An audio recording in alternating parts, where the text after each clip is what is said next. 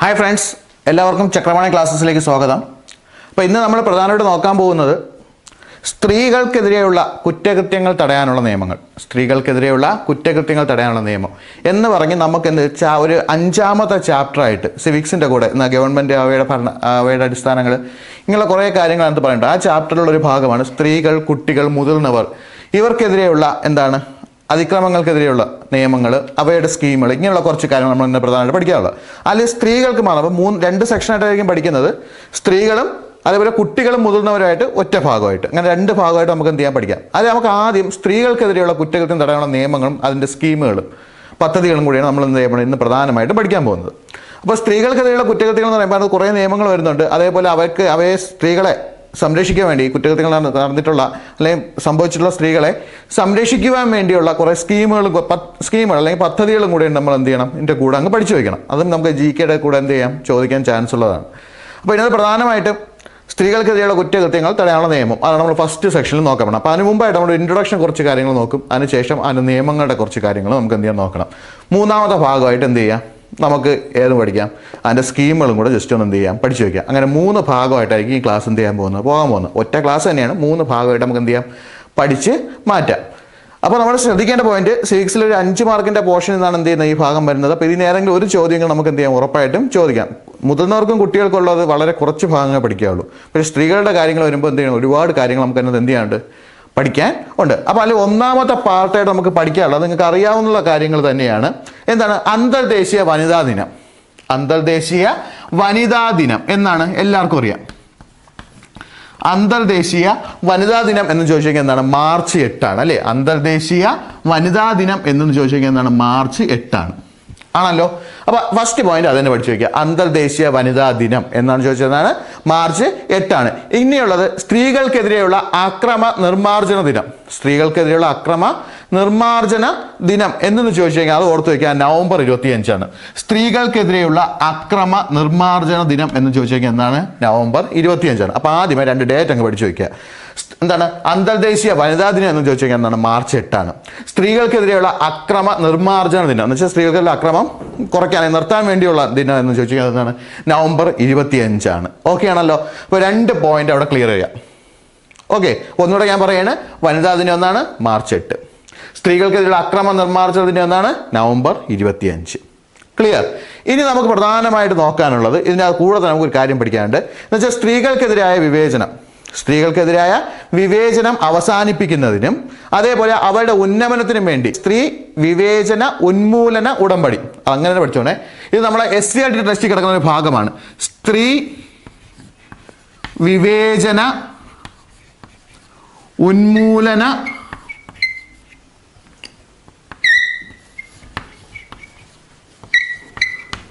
ഉടമ്പടി. സ്ത്രീ വിവേചന ഉന്മൂലന ഉടമ്പടി UNO അംഗീകരിച്ച വർഷം, നമ്മുടെ ഇന്ത്യയിലല്ല, ഇത് അന്തർദേശീയമായിട്ടുള്ളതാണ്. UNO അംഗീകരിച്ച വർഷം ചോദിച്ചു കഴിഞ്ഞാൽ 1979. അപ്പൊ എന്താണ് ഞാൻ പറഞ്ഞത്, സ്ത്രീകൾക്കെതിരെയുള്ള വിവേചനം അല്ലെ സ്ത്രീ വിവേചന ഉന്മൂലന ഉടമ്പടി UNO അംഗീകരിച്ച വർഷം എന്ന് ചോദിച്ചാൽ എന്താണ്, 1979. ഓക്കെ ആണല്ലോ. ഇനി ഇതിന്റെ വിളംബരം, ഇത് പ്രഖ്യാപിച്ചത് അല്ലെങ്കിൽ വിളംബരം പുറപ്പെടുവിച്ചത് എന്ന് ചോദിച്ചു കഴിഞ്ഞാൽ, വിളംബരം പുറപ്പെടുവിച്ചതെന്ന് ചോദിച്ചാൽ 1967 ഇത് വിളംബരം പുറപ്പെടുവിച്ചത്. ഇത് SCRT ടെസ്റ്റ് കിടക്കുന്ന ഭാഗമാണ് ഈ 2 കാര്യങ്ങൾ. അപ്പോൾ ഇതൊന്ന് ക്ലിയർ ചെയ്ത് നോക്കി വെച്ചു, ചിലപ്പോൾ ഇതേപോലെ ഞങ്ങൾ ചോദിച്ചില്ല. അപ്പോൾ സ്ത്രീ വിവേചന ഉന്മൂലന ഉടമ്പടി UNO അംഗീകരിച്ച വർഷം 1979.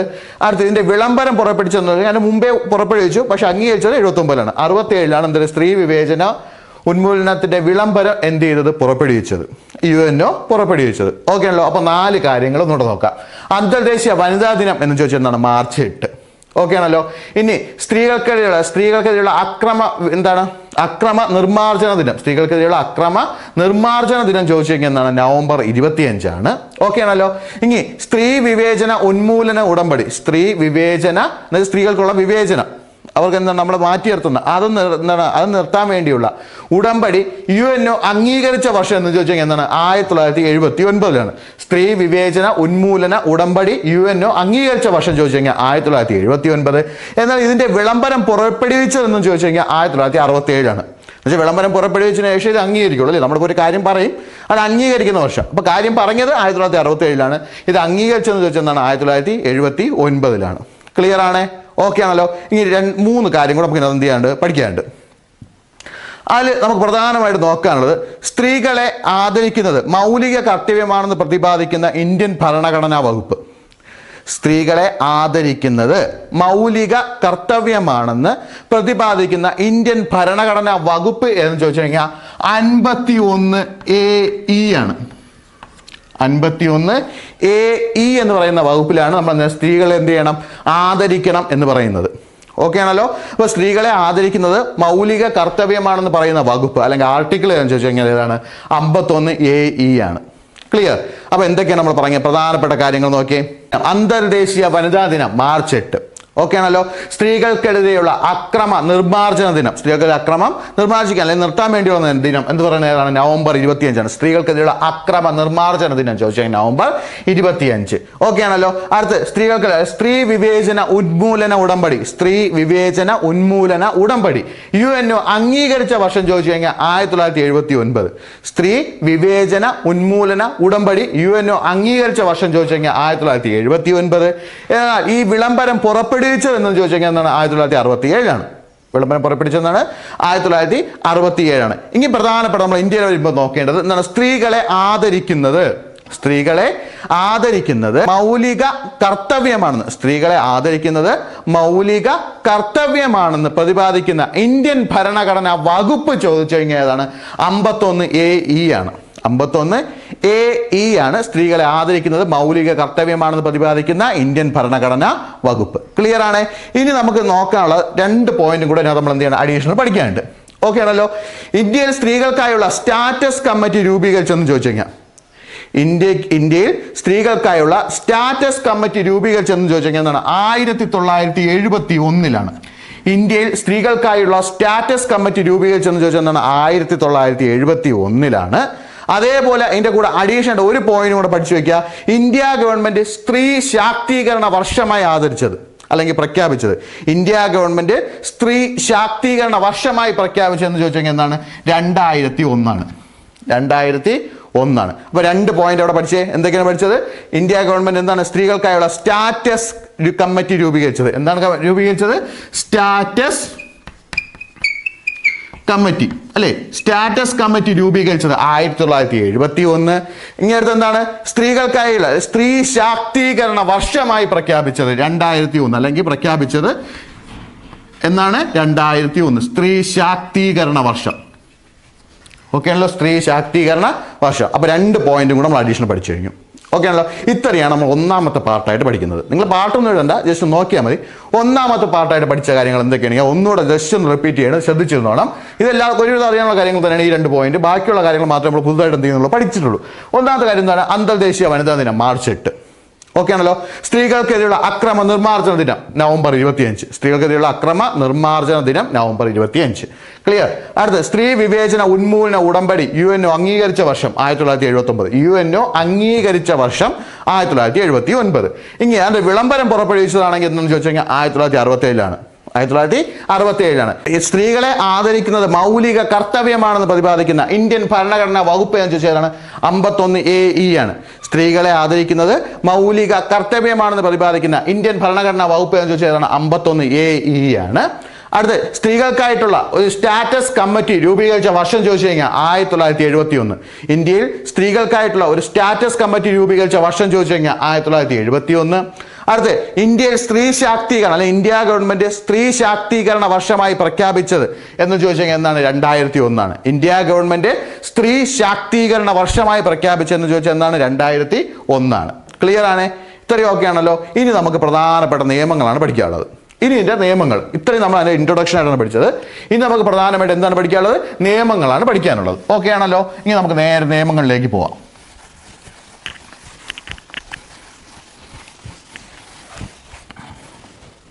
ഓക്കെ ആണല്ലോ. ഈ നിയമങ്ങളിൽ പ്രധാനമായിട്ട് പഠിക്കാനുള്ളത് അതിൽ ഒന്നാമതായിട്ട് പഠിക്കാനുള്ളത് ഹിന്ദു മാരേജ് ആക്ട്. ഏതാണ്? Hindu marriage act.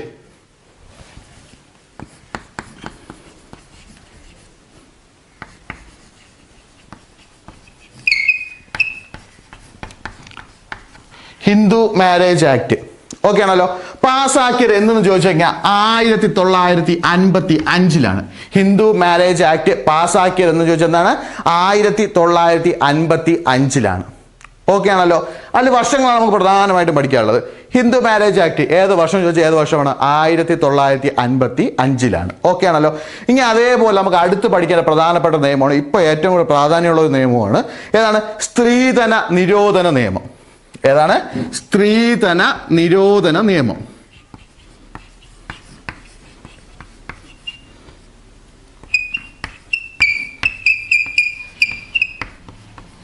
സ്ത്രീധന നിരോധന നിയമം എന്ന് ചോദിച്ചാൽ എന്താണ്? 1961. സ്ത്രീധന നിരോധന നിയമം ഏതാണ്?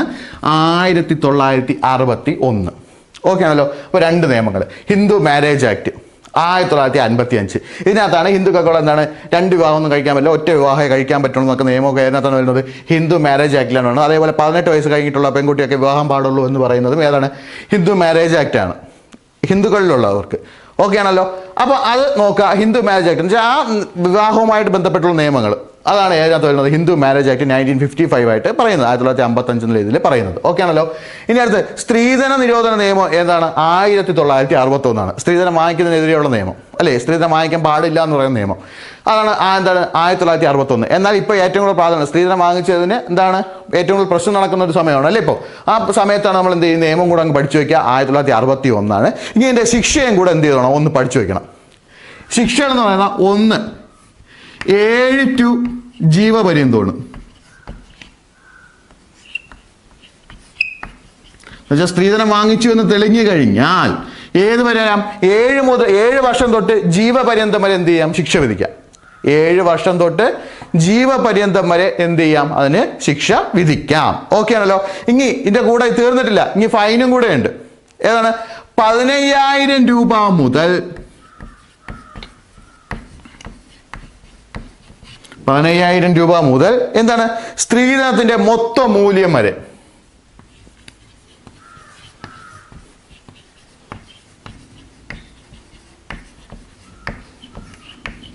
സ്ത്രീധനത്തിന്റെ മൊത്തം മൂല്യം വരെയും എന്തായിട്ട് വായിക്കാം? ഫൈനായിട്ട് അല്ലെങ്കിൽ അതിന്റെ പിഴയായിട്ട് ഈടാക്കാം. അപ്പൊ നോക്കണം. സ്ത്രീധന നിരോധന നിയമം വർഷം ഏത്? 1961 ഓക്കെ ആണല്ലോ. ഇനി അത് നമ്മൾ എന്താണ് അവരുടെ ശിക്ഷാവിധി എന്ന് പറയുന്നത്? 7 വർഷം തൊട്ട് ജീവപര്യന്തം വരെ എന്ത് കിട്ടാം? ശിക്ഷ ലഭിക്കാം. പ്ലസ് അതിന്റെ കൂടെ 15,000 രൂപ മുതൽ എത്ര രൂപയാണോ സ്ത്രീധനം വാങ്ങിച്ചത് അത്രയും തുകയും എന്തായിട്ട് അടക്കേണ്ടി വരും? പിഴയായിട്ട് അടക്കേണ്ടി വരും ഓക്കെ ആണല്ലോ. ഇത്രയും കാര്യങ്ങളാണ് സ്ത്രീധന നിരോധന നിയമത്തിൽ പ്രധാനമായിട്ട് നോക്കുക. പ്ലസ് ഇതിൻ്റെ അടുത്ത് ഒരു പോയിന്റും കൂടെ പഠിക്കാനുണ്ട് ഓക്കെ ആണല്ലോ. അത് ആ നിയമത്തിനകത്ത് പറഞ്ഞിരിക്കുന്ന കാര്യമാണ്. നമ്മൾ ടെക്സ്റ്റ് ബുക്കിൽ ഇതേപോലെ പറഞ്ഞിട്ടുണ്ട്. പറഞ്ഞിരിക്കുന്ന ഇത്രയേ ഉള്ളൂ. കല്യാണം കഴിഞ്ഞ് 7 വർഷത്തിനുള്ളിൽ കല്യാണം കഴിഞ്ഞ് 7 വർഷത്തിനുള്ളിൽ ഭർതൃഗൃഹത്തിൽ വെച്ച് ദുരൂഹ സാഹചര്യത്തിൽ ഭാര്യ കൊല്ലപ്പെട്ടാൽ അല്ലെങ്കിൽ മരണപ്പെട്ടാൽ അത് സ്ത്രീധന മരണമായിട്ട് കണക്കാക്കാം. അപ്പൊ അതിൽ 7 വർഷം എന്നുള്ളത് ക്ലിയർ ആയിട്ട് പഠിച്ചു വെച്ചോണം. അപ്പൊ എന്താണ്? കല്യാണം കഴിഞ്ഞ് 7 വർഷത്തിനുള്ളിൽ കല്യാണം കഴിഞ്ഞ് 7 വർഷത്തിനുള്ളിൽ എന്താണ്? ഭർതൃഗൃഹത്തിൽ വെച്ച് ഭാര്യ ദുരൂഹ സാഹചര്യത്തിൽ മരണപ്പെട്ടാൽ അത് എന്തായിട്ട് കണക്കാക്കും? സ്ത്രീധന മരണമായിട്ട് കണക്കാക്കും. സാധാരണ അല്ല, ദുരൂഹ സാഹചര്യത്തിൽ മരണപ്പെട്ടാൽ അത് എന്ത് മരണമായിട്ട് കണക്കാക്കും? സ്ത്രീധനവുമായി ബന്ധപ്പെട്ട മരണം അല്ലെങ്കിൽ സ്ത്രീധനവുമായി ബന്ധപ്പെട്ട കൊലപാതകമായിട്ട് കണക്കാക്കും ഓക്കെ ആണല്ലോ. അത്രയും മാത്രം എന്ത് ചെയ്യുക? ക്ലിയർ ആയിട്ട് ഓർത്ത് വയ്ക്കുക. അപ്പോൾ അതിനകത്ത് ഏറ്റവും കൂടുതൽ ഇമ്പോർട്ടൻറ്റ് ശ്രദ്ധിക്കേണ്ടത് ഈ 7 വർഷം എന്നുള്ള കാര്യം ഒന്ന് എന്ത് ചെയ്യുക? ക്ലിയർ ചെയ്ത് ഓർത്ത് വെച്ചോണം. ചിലപ്പോൾ പരീക്ഷയ്ക്ക് എന്ത് ചെയ്യാൻ ചോദിച്ചിട്ടുണ്ടെന്നാണ് എൻ്റെ വിശ്വാസം. ഇതിനകത്ത് വയസ്സിൻ്റെ കേസ് ഒരു പ്രാവശ്യം ചോദിച്ചിട്ടുണ്ട്. ഈ ഗാർഹിക പീഡന നിയമപ്രകാരം എത്ര വയസ്സിന് താഴെയുള്ളവരാണ് കുട്ടികളായിട്ട് നോക്കുന്നതെന്ന്? എത്ര വയസ്സിന് താഴെയാണ്? 18 വയസ്സിന് താഴെയുള്ളവരെയാണ് കുട്ടികളായിട്ട് കണക്കാക്കുന്നത്. അത് ഒരു പ്രാവശ്യം എന്ത് ചെയ്തിട്ടുണ്ട്? PSC ചോദിച്ചിട്ടുണ്ട്. അതേപോലെ വേണമെങ്കിൽ ഇത് ചോദിക്കാം. എന്താണ് ഭർതൃഗൃഹത്തിന് ഉള്ളിൽ കല്യാണം കഴിഞ്ഞ് എത്ര വർഷത്തിനുള്ളിൽ ഭർതൃഗൃഹത്തിൽ വെച്ച് ദുരൂഹ സാഹചര്യത്തിൽ മരണപ്പെട്ടാലാണ് സ്ത്രീധനവുമായി ബന്ധപ്പെട്ട മരണമായി കണക്കാക്കുന്നത്? എത്ര വർഷം? 7 വർഷം. ആ രീതിയിൽ ക്വസ്റ്റ്യൻ വേണമെങ്കിൽ എന്ത് ചെയ്യാം, ചോദിക്കാം. അപ്പൊ നോക്കുക, ഒന്നുകൂടെ പറയുന്നത്, ഹിന്ദു മാരേജ് ആക്ട് വർഷം മാത്രം പഠിച്ചു വെക്കുക, 1955. ഹിന്ദു മാരേജ് ആക്ട് വർഷം എന്നാണ്? 1955. അടുത്ത് സ്ത്രീധന നിരോധന നിയമം ചോദിച്ചു കഴിഞ്ഞാൽ എന്താണ്? 1961. ഇത് പാസ്സാക്കിയതാണ്. ഹിന്ദു മാരേജ് ആക്ട് പാസ്സാക്കിയതെന്നാണ് 1955. സ്ത്രീധന നിരോധന നിയമം പാസ്സാക്കിയെന്ന് ചോദിച്ചാൽ എന്താണ്? 1961. ഇതിന്റെ നിയമം പറഞ്ഞിരിക്കുന്നത് എന്താണ്? 7 മുതൽ എന്താണ് അതിന്റെ ശിക്ഷാവിധി എങ്ങനെയാണ്? 7 മുതൽ ജീവപര്യന്തം വരെ, അല്ലെ 7 വർഷം തൊട്ട് ജീവപര്യന്തം വരെ എന്ത് ചെയ്യാം, ശിക്ഷ കിട്ടാം. പ്ലസ് അതിന്റെ കൂടെ നമുക്ക് എന്ത് ചെയ്യാം, പിഴയായിട്ട് 15,000 രൂപ മുതൽ സ്ത്രീധനത്തിന്റെ മൊത്തം മൂല്യം വരെ നമുക്ക് എന്ത് ചെയ്യാം, പിഴയായിട്ടും കിട്ടാം, അല്ലെ പിഴയായിട്ടും കൊടുക്കേണ്ടി വരും. അപ്പോൾ സ്ത്രീധനം വാങ്ങിച്ചുള്ള പ്രശ്നം ഇതാണ്. ഇത്രയും കാര്യങ്ങൾ ക്ലിയർ ആയിട്ട് നോക്കണം. പ്ലസ് അതിന്റെ കൂടെ നമ്മൾ അഡീഷണൽ ആയിട്ട് പഠിക്കേണ്ട ഒരു സബ് പഠിക്കേണ്ട ഒരു പോയിന്റ് ആണ് എന്താണ് ഇത്. അപ്പൊ എന്താണ്, കല്യാണം കഴിഞ്ഞ് ഭർതൃഗൃഹത്തിൽ, അല്ലെ വിവാഹം കഴിഞ്ഞ് ഭർതൃഗൃഹത്തിൽ 7 വർഷത്തിനുള്ളിൽ ദുരൂഹ സാഹചര്യത്തിൽ ഭാര്യ മരണപ്പെട്ടാൽ അതെന്തായിട്ട് കണക്കാക്കും? സ്ത്രീധനവുമായി ബന്ധപ്പെട്ട മരണമായി കണക്കാക്കും. സ്ത്രീധനവുമായി ബന്ധപ്പെട്ട മരണമായി കണക്കാക്കും. ഓക്കെ ആണേ. അപ്പൊ ഒന്നുകൂടെ പറയണേ, കല്യാണം കഴിഞ്ഞ് 7 വർഷത്തിനുള്ളിൽ, അതിനുശേഷം മരിച്ചാലും എന്ത് ചെയ്യും, ഇതുമായി ബന്ധപ്പെട്ടതാണെങ്കിൽ കേസ് എടുക്കും. പക്ഷേ 7 വർഷത്തിനുള്ളിൽ ദുരൂഹ സാഹചര്യത്തിലാണ് മരണപ്പെടുന്നതെങ്കിൽ അതെന്തായിട്ട് തന്നെ കണക്കാക്കും? സ്ത്രീധനവുമായി ബന്ധപ്പെട്ടതായിട്ട് തന്നെ എന്ത് ചെയ്യും, കണക്കാക്കും. അപ്പോൾ അതൊന്ന് ക്ലിയർ ചെയ്ത് എന്ത് ചെയ്യുക, ഓർത്ത് വയ്ക്കുക. അപ്പോൾ ഹിന്ദു മാരേജ് ആക്ട് 1955 ആയി സ്ത്രീധന നിരോധന നിയമം 1961, 7 മുതൽ എന്താണ് ജീവപര്യന്തം വരെ തടവ് കിട്ടാം, 15,000 രൂപ മുതൽ സ്ത്രീധനത്തിന്റെ മൊത്തം മൂല്യം വരെ എന്ത് ചെയ്യാം, പിഴയായിട്ട് നൽകേണ്ടി വരും. ഇങ്ങനെ കൂടെ എന്ത് പഠിക്കുക, 7 വർഷത്തിനുള്ളിൽ ഭർതൃഗൃഹത്തിൽ ദുരൂഹ സാഹചര്യത്തിൽ മരിച്ചു കഴിഞ്ഞാൽ, കല്യാണം കഴിഞ്ഞ് 7 വർഷത്തിനുള്ളിൽ ഭർതൃഗൃഹത്തിൽ ദുരൂഹ സാഹചര്യത്തിൽ മരിച്ചു കഴിഞ്ഞാൽ അതെന്തായിട്ട് കണക്കാക്കും? അത് സ്ത്രീധനവുമായി ബന്ധപ്പെട്ട മരണമായി കണക്കാക്കും. സ്ത്രീധനവുമായി ബന്ധപ്പെട്ട മരണമായി കണക്കാക്കും. ക്ലിയർ ആണേ? ഓക്കെ ആണല്ലോ. ഇനി നമുക്ക് എന്ത് ചെയ്യാം, ബാക്കിയുള്ളതിലോട്ട് പോവാം. അപ്പോൾ നമ്മൾ എന്തായി, സ്ത്രീധന നിരോധന നിയമം അല്ലേ. ഇനി ഇതിൻ്റെ കൂടെ നമുക്ക് അഡീഷണൽ ഒരു 2 കൂടെ പഠിക്കാം. 2 നിയമം കൂടെ ഉണ്ട്. അത് നമുക്ക് ഒരു കാര്യം കൂടെ പഠിക്കേണ്ടതുണ്ട്. അതിനകത്ത് പ്രധാനമായിട്ട് പഠിക്കേണ്ട ഒരു നിയമമാണ് എന്താണ്, medical termination of pregnancy act. Medical termination of pregnancy act. Medical termination of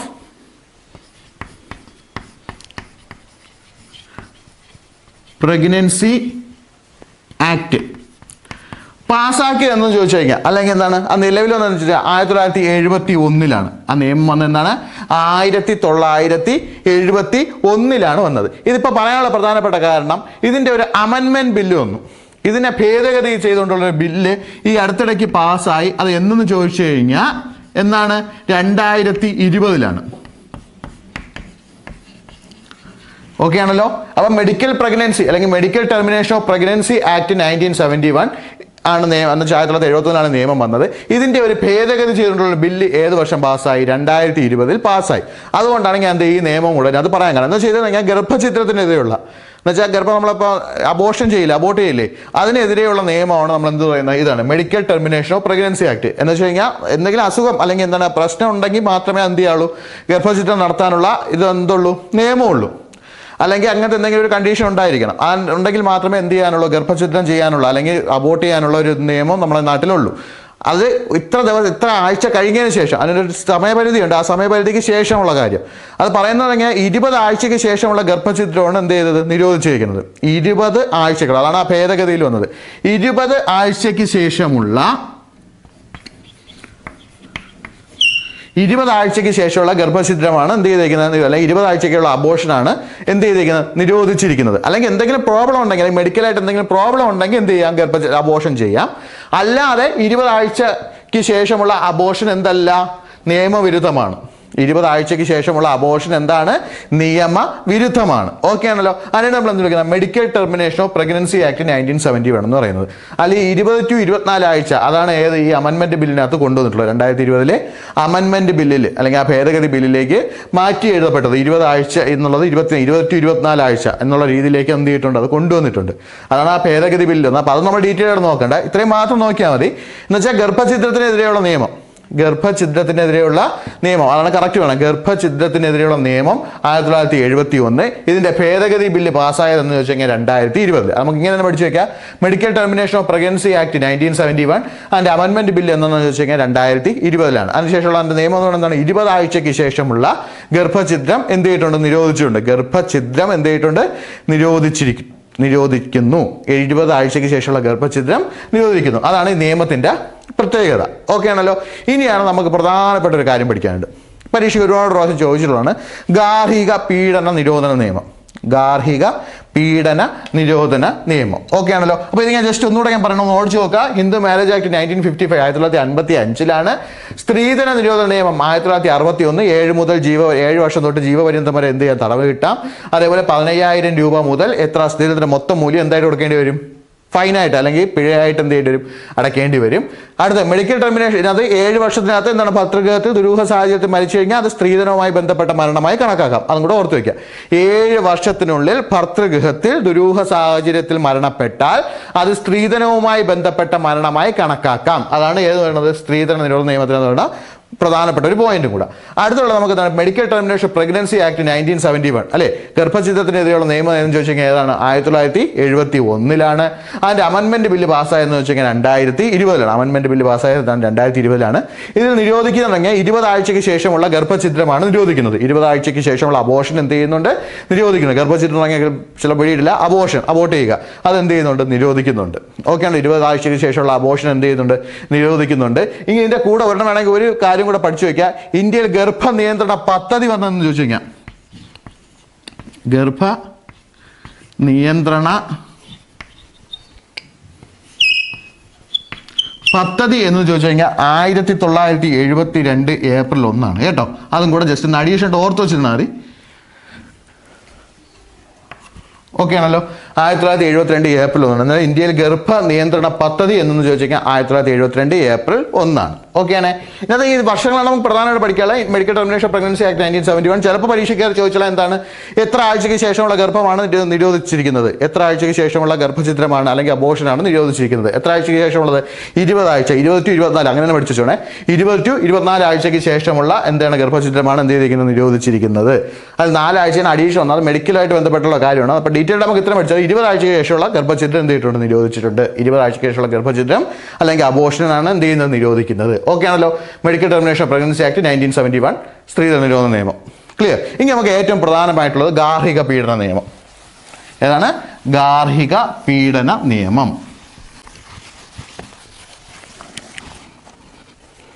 ഓക്കെയാണേ. ഇനി അതാണ് നമുക്ക് പ്രധാനമായിട്ടും പഠിക്കാനുള്ളത്.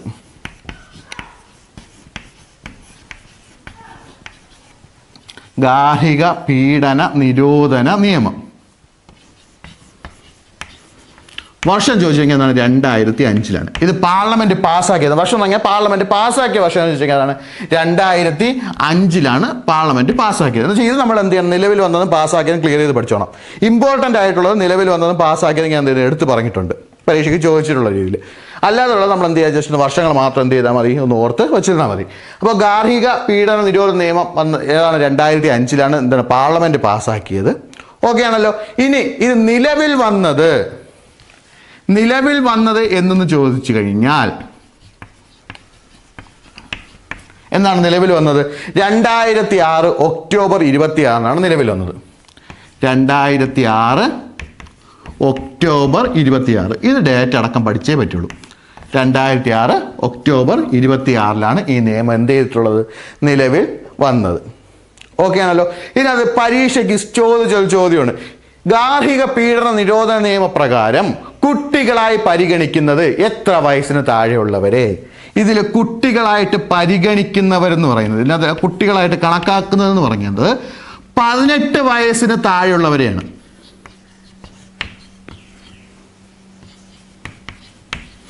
അപ്പോൾ ഗാർഹിക പീഡന നിരോധന നിയമപ്രകാരം കുട്ടികളായി പരിഗണിക്കുന്നത് എത്ര വയസ്സിന് താഴെയുള്ളവരെയാണ്? 18 വയസ്സിന് താഴെയുള്ളവരെയാണ്. ഓക്കെ ആണല്ലോ. ഇതിന്റെ പ്രധാനപ്പെട്ട ഗുണഭോക്താക്കൾ ആരെന്ന് ചോദിച്ചു കഴിഞ്ഞാൽ ആരൊക്കെയാണ്? സ്ത്രീകളും കുട്ടികളുമാണ്. സ്ത്രീകളും കുട്ടികളാണ് ഈ ഗാർഹിക പീഡന നിരോധന നിയമത്തിന്റെ പ്രധാനപ്പെട്ട ഗുണഭോക്താക്കൾ. ആരാണ് ഗുണഭോക്താക്കൾ? ആരൊക്കെയെന്ന് ചോദിച്ചാൽ ആരൊക്കെയാണ്? സ്ത്രീകളും കുട്ടികളുമാണ്. ഇനി ഇതിനകത്ത് അപ്പീൽ നൽകുവാനുള്ള സമയപരിധി അതും കൂടെ പഠിച്ചു വെക്കുക. അപ്പീൽ നൽകുവാനുള്ള സമയപരിധി എന്ന് പറയുന്നത് 30 ദിവസമാണ്. അപ്പീൽ നൽകുവാനുള്ള സമയപരിധി എന്ന് പറഞ്ഞാൽ എത്രയാണ്? 30 ദിവസമാണ്. ഓക്കെ ആണല്ലോ. ഇതാണ് ഏറ്റവും ഇമ്പോർട്ടൻ്റ് ഉള്ളൊരു ഭാഗം. ഏതാണ്? ഗാർഹിക പീഡന നിരോധന നിയമം. ഗാർഹിക പീഡന നിരോധന നിയമം എന്ന് പറഞ്ഞാൽ 2005. ഓക്കെ ആണല്ലോ. നിലവിൽ വന്നത് എന്ന് ചോദിച്ചു കഴിഞ്ഞാൽ 2006 ഒക്ടോബർ 26 2006 ഒക്ടോബർ 26 ഇത് നിലവിൽ വന്നിട്ടുള്ളത്. ഓക്കെ ആണല്ലോ. ഇതിൽ കുട്ടികളായിട്ട് പരിഗണിക്കുന്നത് ഏതാണ്? ഗാർഹിക പീഡന നിരോധന നിയമപ്രകാരം കുട്ടികളായി പരിഗണിക്കുന്നത് ആരെന്ന് ചോദിച്ചു കഴിഞ്ഞാൽ 18 വയസ്സിന് താഴെയുള്ളവരെയാണ്. 18 വയസ്സിന് താഴെയുള്ളവരെ എന്തായിട്ട് പരിഗണിക്കുന്നുണ്ട്? കുട്ടികളായി പരിഗണിക്കുന്നുണ്ട്. ഏത് നിയമപ്രകാരം? ഗാർഹിക പീഡന നിരോധന നിയമപ്രകാരം കുട്ടികളായി പരിഗണിക്കുന്നു. ഓക്കെ ആണല്ലോ. ഇനി അത് ഗുണഭോക്താക്കൾ എന്ന് പറഞ്ഞാൽ അതിനകത്ത് ഏറ്റവും കൂടുതൽ ഗുണം കിട്ടുന്ന ആൾക്കൊക്കെ എന്ന് ചോദിച്ചു കഴിഞ്ഞാൽ പ്രധാനപ്പെട്ട ഗുണഭോക്താക്കളാണ് സ്ത്രീകളും കുട്ടികളും. സ്ത്രീകളും കുട്ടികളും. ഇത് അപ്പീൽ നൽകുവാനുള്ള സമയപരിധി എത്രയെന്ന് ചോദിച്ചു കഴിഞ്ഞാൽ എത്രയാണ്? 30 ദിവസമാണ്. അപ്പീൽ നൽകുവാനുള്ള സമയപരിധി എത്രയാണ്? 30 ദിവസമാണ്. ക്ലിയർ ആണല്ലോ. ഇത്രയും കാര്യങ്ങളാണ് ഗാർഹിക പീഡന നിരോധന നിയമത്തിനകത്ത് പ്രധാനമായിട്ടും പഠിക്കാനുള്ളത്. ഓക്കെ ആണ്. അപ്പോൾ ഞാൻ ഒന്നുകൂടെ പറയുകയാണ്. ഗാർഹിക പീഡന നിരോധന നിയമം 2005. ഓക്കെ. പാർലമെന്റ് പാസ്സാക്കിയതെന്ന് ചോദിച്ചാൽ 2005 നിലവിൽ വന്നതെന്ന് ചോദിച്ചു കഴിഞ്ഞാൽ 2006 ഒക്ടോബർ 26 2006 ഒക്ടോബർ 26 ഏത് വന്നിട്ടുള്ളത്? ഇത് നിലവിൽ വന്നത് അല്ലേ? ഇവിടെ പഠിച്ച 2006 പൂജ്യം മാറ്റി കഴിഞ്ഞാൽ ഡേറ്റ് ആയി അല്ലേ? ഓയിലല്ലേ കിടക്കുന്ന 2006 ഓ പോലെയല്ലേ കിടക്കുന്നത്. അപ്പോൾ ഏത് മാസമാണ്? ഒക്ടോബർ മാസമാണ്. ഓയിൽ പിന്നെ വേറെ മാസമൊന്നും വരുന്നില്ലല്ലോ. നമുക്ക് വരുന്നുണ്ടോ? എയിലൊക്കെയല്ലേ വരുന്നുള്ളൂ. അപ്പോൾ ഈ 2006 വെച്ചിട്ട് അങ്ങ് പഠിച്ചോളുക. 2006 2 പൂജ്യം എടുത്ത് മാറ്റി കഴിഞ്ഞാൽ 26 ഡേറ്റ് ആയി അല്ലേ? ഓ പൂജ്യം എന്നാണ് കിടക്കുന്നത്. പൂജ്യം നോക്കുകയാണെങ്കിൽ ഏതാണ്? ഒക്ടോബർ അല്ലേ? പൂജ്യം നടക്കുന്ന ഏതാണ്? ഒക്ടോബർ ആണ്. അത് വെച്ച് തന്നെ എന്ത് ചെയ്യുക? പഠിക്കുക. 2006 ഒക്ടോബർ 26 ആ 2006 എന്നുള്ള വർഷം മാത്രം എന്ത് ചെയ്ത് പഠിച്ചാൽ മതി. നമുക്ക് ബാക്കിയുള്ള ഡേറ്റ് ചോദിച്ചു കഴിഞ്ഞാൽ നമുക്ക് അത് വെച്ച് തന്നെ കണ്ടുപിടിക്കാം അല്ലേ? 2006 ഓക്കെ ആണല്ലോ. ആ പൂജ്യം അങ്ങ് മാറ്റി കഴിഞ്ഞാൽ ഡേറ്റ് ആയി 26. ഓ അല്ലേ വന്നേക്കുന്ന ഇത് പൂജ്യമാണ്. നമ്മൾ ഓ ആയിട്ട് കണക്കാക്കുക. ഓ ആണെങ്കിൽ ഒക്ടോബർ. അപ്പോൾ 2006 ഒക്ടോബർ 26 പഠിക്കാൻ പോലെ നോക്കിയാൽ 2006 ഒക്ടോബർ 26 ആ രീതിയിൽ എന്ത് ചെയ്താൽ മതി? പഠിച്ചു വെച്ചാൽ മതി. അപ്പോൾ അതൊക്കെ ഡേറ്റ് ആയി 2006 ഒക്ടോബർ 26. അതിന് തൊട്ട് മുമ്പത്തെ വർഷം എന്ത് ചെയ്തു? അത് നിയമം പാർലമെന്റ് പാസ്സാക്കി 2005. കുട്ടികളായിട്ട് പരിഗണിക്കുന്ന എത്രയാണ്? 18 വയസ്സിന് താഴെയുള്ളവരെ. കുട്ടികളായിട്ട് പരിഗണിക്കുന്ന എത്രയാണ്? 18 വയസ്സിന് താഴെയുള്ളവരെ. ഗുണഭോക്താക്കൾ ആരാണ്? സ്ത്രീകളും കുട്ടികളും. ഇതിന്റെ പ്രധാനപ്പെട്ട ഗുണഭോക്താക്കൾ ആരൊക്കെയാണ്? സ്ത്രീകളും കുട്ടികളുമാണ്. അപ്പീൽ നൽകാനുള്ള സമയപരിധി എത്രയെന്ന് ചോദിച്ചു കഴിഞ്ഞാൽ എത്രയാണ്? 30 ദിവസം. അപ്പീൽ നൽകാനുള്ള സമയപരിധി എത്രയാണ്? 30 ദിവസം. ക്ലിയർ ആണേ? ഓക്കെ ആണല്ലോ. ഇനി നമുക്ക് ഇതിനകത്ത് അഡീഷണൽ ആയിട്ട് കൊടുത്ത് പഠിക്കാനുള്ള 3 പോയിന്റും കൂടെ ഉണ്ട്. 3 പോയിന്റ് അല്ലെങ്കിൽ പോയിന്റിലുണ്ട്. ആ നിയമങ്ങളായിട്ട് പഠിക്കാനുള്ള 3 കാര്യങ്ങളൂടെ ഉണ്ട്. അതും കൂടെ ജസ്റ്റ് നോക്കുക. ഇനി അടുത്തുള്ളത് ജോലി സ്ഥലങ്ങളിൽ എവിടെയാണ്? ഈ ജോലി സ്ഥലങ്ങളിലെ സ്ത്രീകൾക്കെതിരെയായിട്ടുള്ള അല്ലെങ്കിൽ ജോലി സ്ഥലങ്ങളിലെ ലൈംഗിക പീഡനം തടയാനുള്ള നിയമം നിലവിൽ വന്നത്. ജോലി സ്ഥലങ്ങളിലെ ലൈംഗിക പീഡനം തടയുവാനുള്ള നിയമം വന്നത്. ജോലി സ്ഥലങ്ങളിലെ ലൈംഗിക പീഡനം തടയാനുള്ള നിയമം വന്നതെന്ന് ചോദിച്ചു കഴിഞ്ഞാൽ 2013 ഏപ്രിൽ 23 2013 ഏപ്രിൽ 23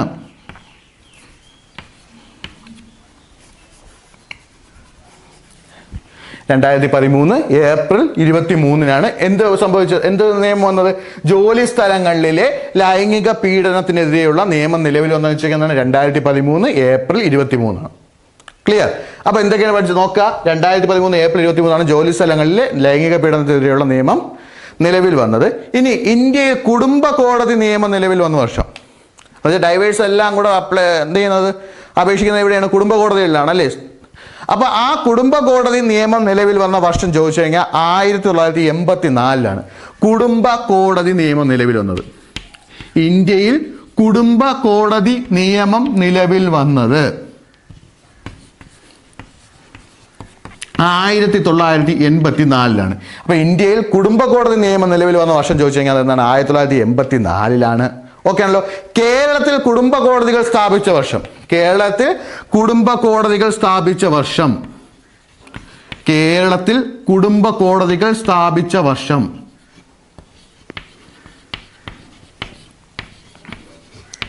കേരളത്തിൽ കുടുംബ കോടതികൾ സ്ഥാപിച്ച വർഷം ചോദിച്ചു കഴിഞ്ഞാൽ എന്താണ്? 1992 കേരളത്തിൽ കുടുംബ കോടതികൾ സ്ഥാപിച്ച വർഷം ചോദിച്ചു കഴിഞ്ഞാൽ 1992 ക്ലിയർ ആണേ? അപ്പൊ ഇത്രയും കാര്യങ്ങളൊന്നും എന്ത് ചെയ്യുക? ഓർത്ത് വയ്ക്കുക.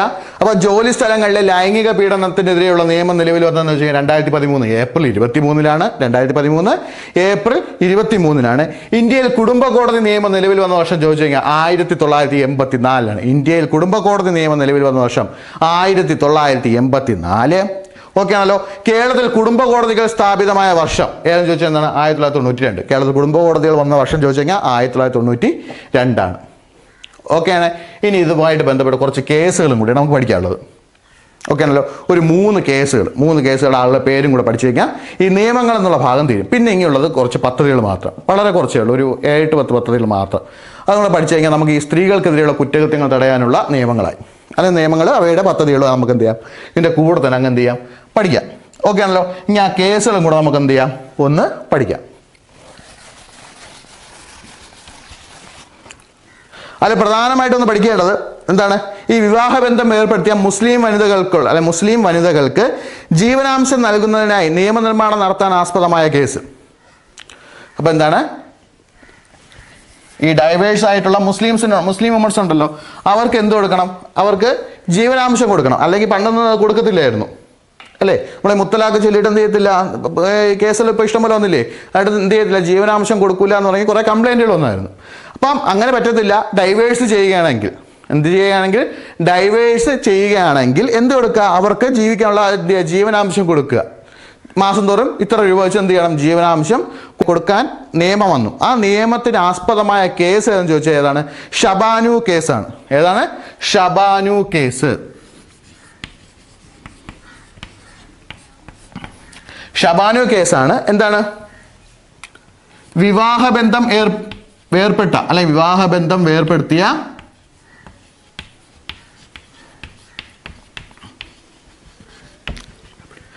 മുസ്ലിം വനിതകൾക്കുള്ള ജീവനാംശം നൽകുന്നതിന് വേണ്ടി വന്ന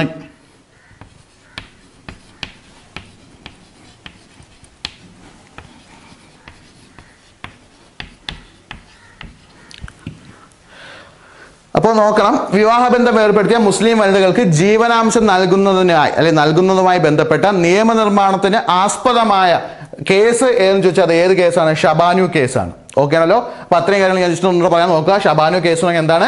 വിവാഹബന്ധം ഏർപ്പെടുത്തിയ മുസ്ലിം വനിതകൾക്ക് ജീവനാംശം നൽകുവാൻ കാരണമായ നിയമനിർമ്മാണത്തിന് ജീവനാംശം നൽകുന്നതിന് വേണ്ടിയുള്ള നിയമനിർമ്മാണത്തിന് ആസ്പദമായ കേസ് ഏതെന്ന് ചോദിച്ചു കഴിഞ്ഞാൽ അത് ഏതാണ്? ഷബാനു കേസാണ്. അപ്പോൾ ഒന്നുകൂടെ പറയാൻ ശ്രദ്ധിച്ചോണം. ഇത്രയും പഠിച്ചാൽ മതി, പക്ഷേ എഴുതുന്നവർ വേണമെന്നുള്ളവർ ഫുള്ളായിട്ട് എഴുതിക്കണം. അല്ലെങ്കിൽ നമ്മൾ ഇത്രയും മാത്രം നോക്കാം. വിവാഹബന്ധം ഏർപ്പെടുത്തിയ മുസ്ലിം വനിതകൾക്ക് ജീവനാംശം നൽകുന്നതിന് വേണ്ടിയുള്ള നിയമം നിർമ്മിക്കുവാൻ ആസ്പദമായ കേസാണ് ഏത്? ഷബാനു കേസ് എന്ന് പറയുന്നത്. ഏതാണ്? ഷബാനു കേസ് എന്ന് പറയുന്നത്. ഓക്കെ ആണല്ലോ. അടുത്ത് ഈ ജോലി സ്ഥലങ്ങളിലെ ലൈംഗിക പീഡനം തടയുവാനായി തടയുന്നതിന് വേണ്ടിയുള്ള നിയമനിർമ്മാണം നടത്താൻ ആസ്പദമായ കേസാണ് ഏത്? വിശാഖ കേസ്. എന്ത് കേസ്? വിശാഖ കേസ് എന്ന് പറയുന്നത്. ഓക്കെ ആണല്ലോ. അപ്പോൾ നോക്കണം, ജോലി സ്ഥലത്തെ ലൈംഗിക പീഡനത്തിനെതിരായ നിയമം നമ്മൾ നേരത്തെ പഠിച്ചു. 2013 നിലവിലൊന്നും പഠിച്ചല്ലേ? 2013 എന്താണ്? ഏപ്രിൽ 23 നിലവിൽ വന്നതാണ് ജോലി സ്ഥലത്തെ ലൈംഗിക പീഡനത്തിനെതിരായിട്ടുള്ള നിയമം നിലവിൽ വന്നത്. അപ്പോൾ ആ നിയമം കൊണ്ടുവരാൻ ആസ്പദമായ കേസ്, ജോലി സ്ഥലങ്ങളിലെ ലൈംഗിക പീഡനത്തിനെതിരെയുള്ള നിയമം കൊണ്ടുവരാൻ അല്ലെങ്കിൽ നിലവിൽ വരാൻ ആസ്പദമായ കേസ് എന്ന് ചോദിച്ചാൽ ഏതാണ്? വിശാഖ കേസാണ്. ഏതാണ്? വിശാഖ കേസാണ്. അപ്പോൾ ഒന്നുകൂടെ പറയണേ, ഏതാണ്? ജോലി സ്ഥലത്തെ ലൈംഗിക അതിക്രമം തടയുന്നതിനായി നിയമനിർമ്മാണം നടത്താൻ ആസ്പദമായ കേസ് എന്ന് ചോദിച്ചാൽ ഏതാണ്? വിശാഖ കേസാണ്. ഏതാണ്? വിശാഖ കേസാണ്. ഇനി അതിൻ്റെ കൂടെ ഒരു കാര്യം കൂടെ പഠിച്ചുകൊള്ളുക. കേരളത്തിലെ സിറിയൻ ക്രിസ്ത്യൻ വനിതകൾക്ക് തുല്യ പിന്തുടർച്ചാ അവകാശം നടപ്പിലാക്കാൻ ആസ്പദമായ കേസാണ് മേരി റോയി കേസ്.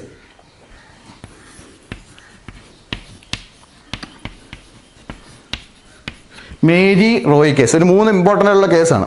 ഓക്കെ ആണല്ലോ. അപ്പോൾ എന്താണ്? കേരളത്തിലെ സിറിയൻ ക്രിസ്ത്യാനി വനിതകൾക്ക്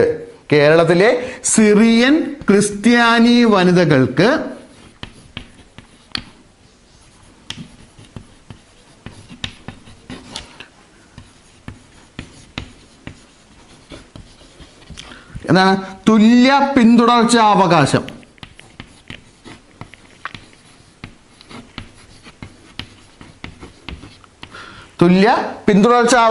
നൽകുവാൻ തുല്യ പിന്തുടർച്ചാവകാശം നടപ്പിലാക്കാൻ ആസ്പദമായ കേസ് എന്ന് ചോദിച്ചത് ഏതാണ്? മേരി റോയി കേസാണ്. മേരി റോയി കേസാണ്. ഓക്കെ ആണല്ലോ. അപ്പോൾ 3 കേസ് നമ്മളിവിടെ പഠിച്ചിരിക്കുകയാണ്. ഒന്നാമത്തേതാണ് ഷബാനു കേസ്. ഏതാണ്? വിവാഹബന്ധം ഏർപ്പെടുത്തിയ മുസ്ലിം വനിതകൾക്ക് ജീവനാംശം നൽകുന്നതിന് വേണ്ടിയുള്ള നിയമം നിർമ്മിക്കുവാൻ ആസ്പദമായ കേസ് എന്ന് ചോദിച്ചത് ഏതാണ്? ഷബാനു കേസാണ്. ഓക്കെ ആണല്ലോ. ജോലി സ്ഥലങ്ങളിലെ ജോലി സ്ഥലങ്ങളിലെ ലൈംഗിക അതിക്രമം തടയുവാൻ നിയമം നിർമ്മിക്കുവാൻ ആസ്പദമായ കേസാണ് ഏത്? വിശാഖ കേസ്. ഓക്കെ ആണല്ലോ. അടുത്ത് സിറിയൻ ക്രിസ്ത്യാനികൾ കേരളത്തിലെ, അതെങ്ങനെ വേണം, കേരളത്തിലെ സിറിയൻ ക്രിസ്ത്യാനി വനിതകൾക്ക് തുല്യ പിന്തുടർച്ച അവകാശം നൽകുവാൻ ആസ്പദമായ കേസ് എന്ന് ചോദിച്ചത് ഏതാണ്? മേരി റോയി കേസാണ്. അതേതാണ്? മേരി റോയി കേസാണ്. ക്ലിയർ ആണേ? ഓക്കെ ആണല്ലോ. ഇതപ്പം 3 കേസും കൂടെ പഠിച്ചു. അപ്പം നിയമവും കേസും ഇത്രയും മതി. ഇമ്പോർട്ടൻ്റ്, നമുക്ക് പരീക്ഷയ്ക്ക് ചോദിക്കാൻ ചാൻസ് ഉള്ള ഇത്രയും ഭാഗമേ ഉള്ളൂ. പിന്നെ ബാക്കി ആ സ്ത്രീധനവുമായി ബന്ധപ്പെട്ടുള്ള കുറേ കാര്യങ്ങൾ നമ്മൾ എന്ത് ചെയ്തിട്ടുണ്ട്? ആ കറണ്ട് അഫയേഴ്സിൻ്റെ തൊട്ട് മുമ്പ് നടന്ന കറണ്ട് അഫയേഴ്സ് ക്ലാസ് ആ ടെസ്റ്റ് പേപ്പറിനകത്ത് ഞാൻ എന്ത് ചെയ്തിട്ടുണ്ട്? എടുത്ത് പറഞ്ഞിട്ടുണ്ടായിരുന്നു. അപ്പോൾ അതും കൂടെ ചേർത്ത് വേണം ഇതിനകത്ത് എന്ത് ചെയ്യാനുള്ളത്? പഠിക്കാനുള്ളത്. ഓക്കെ ആണല്ലോ. അപ്പോൾ നമുക്ക് ഇങ്ങനത്തെ കുറച്ച് സ്കീമുകളും കൂടെ നമുക്ക് എന്ത് ചെയ്യാം? പ്രധാനമായിട്ടൊന്ന് നോക്കാം. ഇനി നമുക്ക് പ്രധാനമായിട്ട് നോക്കാനുള്ളതെന്ന് പറഞ്ഞാൽ സ്കീമുകൾ, പദ്ധതികളാണ്. അപ്പോൾ ഇതിനകത്ത് പ്രധാനമായിട്ട് സ്ത്രീകളും കുട്ടികൾക്കെതിരെയുള്ള കുറ്റകൃത്യങ്ങൾ അതുമായിട്ട് ബന്ധപ്പെട്ട നിയമങ്ങളും പദ്ധതികളും എന്നുള്ള രീതിയിലാണ് പറഞ്ഞിരിക്കുന്നത്. ഓക്കെ ആണല്ലോ. അപ്പോൾ ഈ പദ്ധതികൾ ഏത് രീതിയിൽ വേണോ നമുക്ക് എന്ത് ചെയ്യാം? ചോദിക്കാം. അപ്പം അതാണെങ്കിൽ സ്ത്രീ സുരക്ഷ എന്ന് പറഞ്ഞാൽ നമ്മളപ്പോൾ സിലബസിൽ കൊടുത്തിരിക്കുന്ന സ്ത്രീകൾക്കെതിരെയുള്ള കുറ്റകൃത്യങ്ങൾ തടയാനുള്ളതാണ്. അതിന് പറയുകയാണെങ്കിൽ ഞാൻ ഒറ്റ വാക്കിൽ നമുക്ക് സ്ത്രീ സുരക്ഷ എന്നുള്ള രീതിയിൽ ഞാൻ ഈ ക്ലാസ് അറേഞ്ച് ചെയ്തിട്ടുള്ളത്. അപ്പോൾ അതിനകത്ത് ബന്ധപ്പെട്ട പദ്ധതികളും കൂടെ നമുക്ക് എന്ത് ചെയ്യാം? ജസ്റ്റ് ഒന്ന് പഠിച്ചു വയ്ക്കാം. പദ്ധതി സ്കീമുകൾ ഏതൊക്കെയെന്ന് ചോദിച്ചു കഴിഞ്ഞാൽ ഒരു 11 സ്കീമാണ് പ്രധാനമായിട്ട് നമുക്ക് പഠിക്കാനുള്ളത്. അതും പ്രധാനമായിട്ട് നമ്മുടെ കേരള സർക്കാരിൻ്റെ സ്കീമുകളാണ്. ഓക്കെ ആണല്ലോ. കേരള ഗവൺമെൻറ്റിൻ്റെ ഒരു 11 സ്കീമുകൾ നമുക്കൊന്ന് ജസ്റ്റ് ഒന്ന് പഠിച്ചു വയ്ക്കാം. തീർന്നിട്ടില്ല. ഇനി നമ്മളെന്താണ് കേന്ദ്ര ഗവൺമെൻറ് സ്കീമുകളോട് വരുന്നുണ്ട്. അത് നമ്മുടെ മുതിർന്നവരും കുട്ടികളും എന്നുള്ള ഭാഗമുണ്ട്. എന്ന് ചെയ്ത് കഴിഞ്ഞ ഉടനെ അടുത്ത ക്ലാസ് നമ്മൾ കുറച്ച് ദിവസം കഴിഞ്ഞിട്ട് ഞാൻ എന്താ ഈ മുതിർന്നവർക്കും കുട്ടികൾക്കുമായിട്ട് ബന്ധപ്പെട്ടിട്ടുള്ള കാര്യങ്ങൾ, അവർക്കെതിരെയുള്ള കുറ്റകൃത്യങ്ങളുടെ നിയമങ്ങളും പദ്ധതികളും ഞാൻ പറയും. അപ്പോൾ അതിൻ്റെ കൂടെ ഞാൻ എന്ത് ചെയ്യും? ഇതിൻ്റെ കേന്ദ്ര ഗവൺമെൻറ് ഇറക്കിയിട്ടുള്ള കുറച്ച് നിയമങ്ങളുണ്ട്. അതും കൂടെ ചേർത്തായിരിക്കും ഞാൻ എന്ത് ചെയ്യാൻ പറയാൻ പോകുന്നത്. മനസ്സിലായോ? അപ്പം ഇതിനകത്ത് നമുക്ക് പ്രധാനമായിട്ട് കേരള ഗവൺമെൻറ് കൊണ്ടുവന്നിട്ടുള്ള കുറേ സ്കീമുകളുണ്ട്. ഒരു 10-11. പിന്നെ കുടുംബശ്രീക്കാരുണ്ട്. അത് നമുക്ക് ജസ്റ്റ് ഒന്ന് വലിയ ഇമ്പോർട്ടൻസ് ഇല്ല. അത് കുടുംബശ്രീ എന്ന് പറഞ്ഞാൽ സെപ്പറേറ്റ് നമുക്ക് പഠിക്കുമ്പോൾ നോക്കാം. അല്ലാതെ നമുക്ക് എന്താണ് ഗവൺമെൻറ് നേരിട്ടിട്ടുള്ള കുറേ സ്കീമുകളുണ്ട്. നേരിട്ട് ബന്ധപ്പെട്ടുള്ള, അതേപോലെ നിയമനിർമ്മാണ വകുപ്പ്, അതേപോലെ സാമൂഹ്യ നീതി വകുപ്പ്, ഇവരൊക്കെ കൊണ്ടുവന്ന കുറേ പദ്ധതികളുണ്ട്. അതാണ് ഈ വനിതകൾക്കുള്ള, കേരളത്തിലെ വനിതകൾക്ക് വേണ്ടിയുള്ള കുറേ പദ്ധതികളുണ്ട്. ഒരു 11. അതാണ് നമുക്ക് പ്രധാനമായിട്ട് നോക്കാനുള്ളത്. 11 അതിൽ കൂടുതൽ പദ്ധതികളുണ്ട്. നമുക്ക് തൽക്കാലത്തേക്ക് എന്ത് ചെയ്യാം? ഒരു 11 കറക്റ്റായിട്ടൊന്നും എന്ത് ചെയ്യുക? പഠിച്ചു വയ്ക്കാം. പരീക്ഷയ്ക്ക് ചോദിച്ച പദ്ധതികളുണ്ട്, ഇനി ചോദിക്കാൻ ചാൻസ് ഉള്ള പദ്ധതികളും ഉണ്ട്. അപ്പോൾ അതിൽ ഒന്നാമതായിട്ട് നമ്മൾ പഠിക്കാൻ പോകുന്ന പദ്ധതിയുടെ പേരാണ് നിർഭയ. ഒന്നാമത്തെ പദ്ധതിയുടെ പേരെന്താണ്? നിർഭയ. ഓക്കെ ആണല്ലോ. നിർഭയ എന്ന് പറഞ്ഞാൽ നമുക്ക് ആ പേര് കേൾക്കുമ്പോൾ തന്നെ അറിയാം ഡൽഹിയിലുള്ള പെൺകുട്ടിയുടെ കേസാണ്. ആ നിർഭയ കേസ് എന്ന് പറഞ്ഞാൽ അതിനുശേഷം എന്ത് ചെയ്ത് അവിടുത്തെ നമ്മളെ പേരുകളൊക്കെ എല്ലാം മാറ്റി നിർഭയ ഭവൻ എന്നൊക്കെ ആക്കി. അപ്പോൾ എങ്കിൽ നമുക്ക് പ്രധാനമായിട്ട് നോക്കാം. നിർഭയ കേസ് എന്ന് പറഞ്ഞാൽ അത് വെച്ച് ഞങ്ങൾ പഠിച്ചോളുക. സ്ത്രീകൾക്കും കുട്ടികൾക്കെതിരെയുള്ള ലൈംഗിക അതിക്രമങ്ങൾ തടയുക.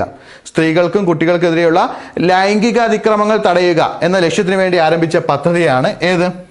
നിർഭയ പദ്ധതി എന്ന് പറയുന്നത്.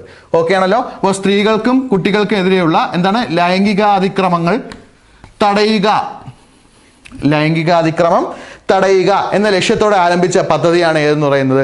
നിർഭയ പദ്ധതി എന്ന് പറയുന്നത്. ഓക്കെ ആണല്ലോ. അപ്പോൾ ഒന്നാമത്തെ പദ്ധതി പഠിച്ചേക്കുന്നത് നിർഭയ പദ്ധതി, സ്ത്രീകൾക്കും കുട്ടികൾക്കെതിരെയുള്ള ലൈംഗികാതിക്രമം തടയുക എന്ന ലക്ഷ്യത്തോടെ ആരംഭിച്ച പദ്ധതിയാണ് ഏത്? നിർഭയ പദ്ധതി എന്ന് പറയുന്നത്. രണ്ടാമത്തെ പദ്ധതിയാണ് ഭൂമിക. രണ്ടാമത്തെ പദ്ധതിയുടെ പേരെന്താണ്? ഭൂമിക. അപ്പോൾ ഒന്നാമത്തെ പദ്ധതി നിർഭയ, സ്ത്രീകൾക്കും കുട്ടികൾക്കെതിരെയുള്ള ലൈംഗിക അതിക്രമം തടയുവാൻ വേണ്ടി ആരംഭിച്ച പദ്ധതി. രണ്ടാമത്തെ പദ്ധതിയാണ് ഭൂമിക എന്ന് പറയുന്ന പദ്ധതി. ഓക്കെ ആണല്ലോ. ഭൂമിക എന്ന് പറയുന്നത് അക്രമങ്ങൾക്ക് ഇരയാകുന്ന സ്ത്രീകൾക്ക് ശാരീരികവും മാനസികവും നിയമപരവുമായ എന്താണ് പരിരക്ഷ നൽകുവാൻ വേണ്ടിയുള്ള പദ്ധതിയാണ് ഏതെന്ന് പറയുന്നത്? ഭൂമിക എന്ന് പറയുന്നത്. എന്ന് വെച്ചാൽ അക്രമങ്ങൾക്ക് ഇരയായിട്ടുള്ള സ്ത്രീകൾക്ക്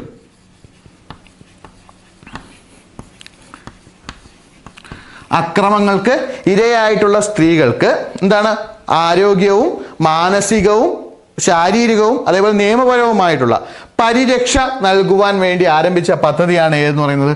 ഭൂമിക എന്ന് പറയുന്നത്. അപ്പൊ അക്രമങ്ങൾക്കിരയായ സ്ത്രീകൾക്ക് എന്താണ് പരിരക്ഷ നൽകുവാനായി ആരംഭിച്ച പദ്ധതിയാണ് ഏതെന്ന് പറയുന്നത്? ഭൂമിക എന്ന് പറയുന്നത്. ഫുള്ളായിട്ട് പഠിക്കണമെന്നില്ല. നമുക്ക് കേൾക്കുമ്പോൾ എന്ത് ചെയ്യണം? ക്ലിക്ക് ആവണം. അതാണ് നമുക്ക് ആവശ്യം. ലൈംഗികാതിക്രമം, സ്ത്രീകൾക്കും കുട്ടികൾക്കെതിരെയുള്ള ലൈംഗികാതിക്രമം ഏതാണ്? നിർഭയ. ഓക്കെ ആണല്ലോ. അടുത്ത് എന്താണ് അക്രമങ്ങൾക്ക് ഇരയായിട്ടുള്ള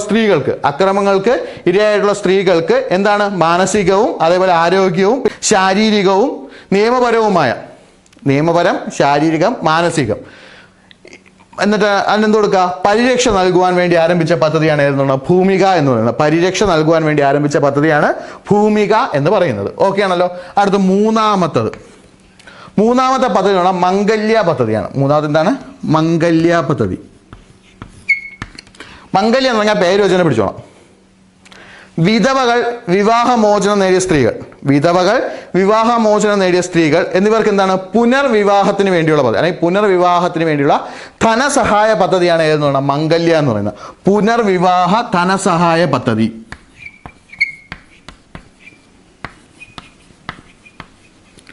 പുനർവിവാഹ ധനസഹായ പദ്ധതിയാണ് എന്തെന്ന് വിളിക്കുന്നത് മംഗല്യ എന്ന് പറയുന്നത്. അപ്പൊ എന്താണ് വിധവകൾ വിവാഹമോചനം നേടിയവർ അല്ലെങ്കിൽ വിവാഹബന്ധം വേർപെടുത്തിയവർ എന്നിവർക്കുള്ള പുനർവിവാഹ ധനസഹായ പദ്ധതിയെ വിളിക്കുന്ന പേരാണ് ഏത് മംഗല്യ എന്ന് പറയുന്നത്. ഓക്കെ ആണല്ലോ. 3 എണ്ണമായി. അടുത്ത നാലാമത്തെ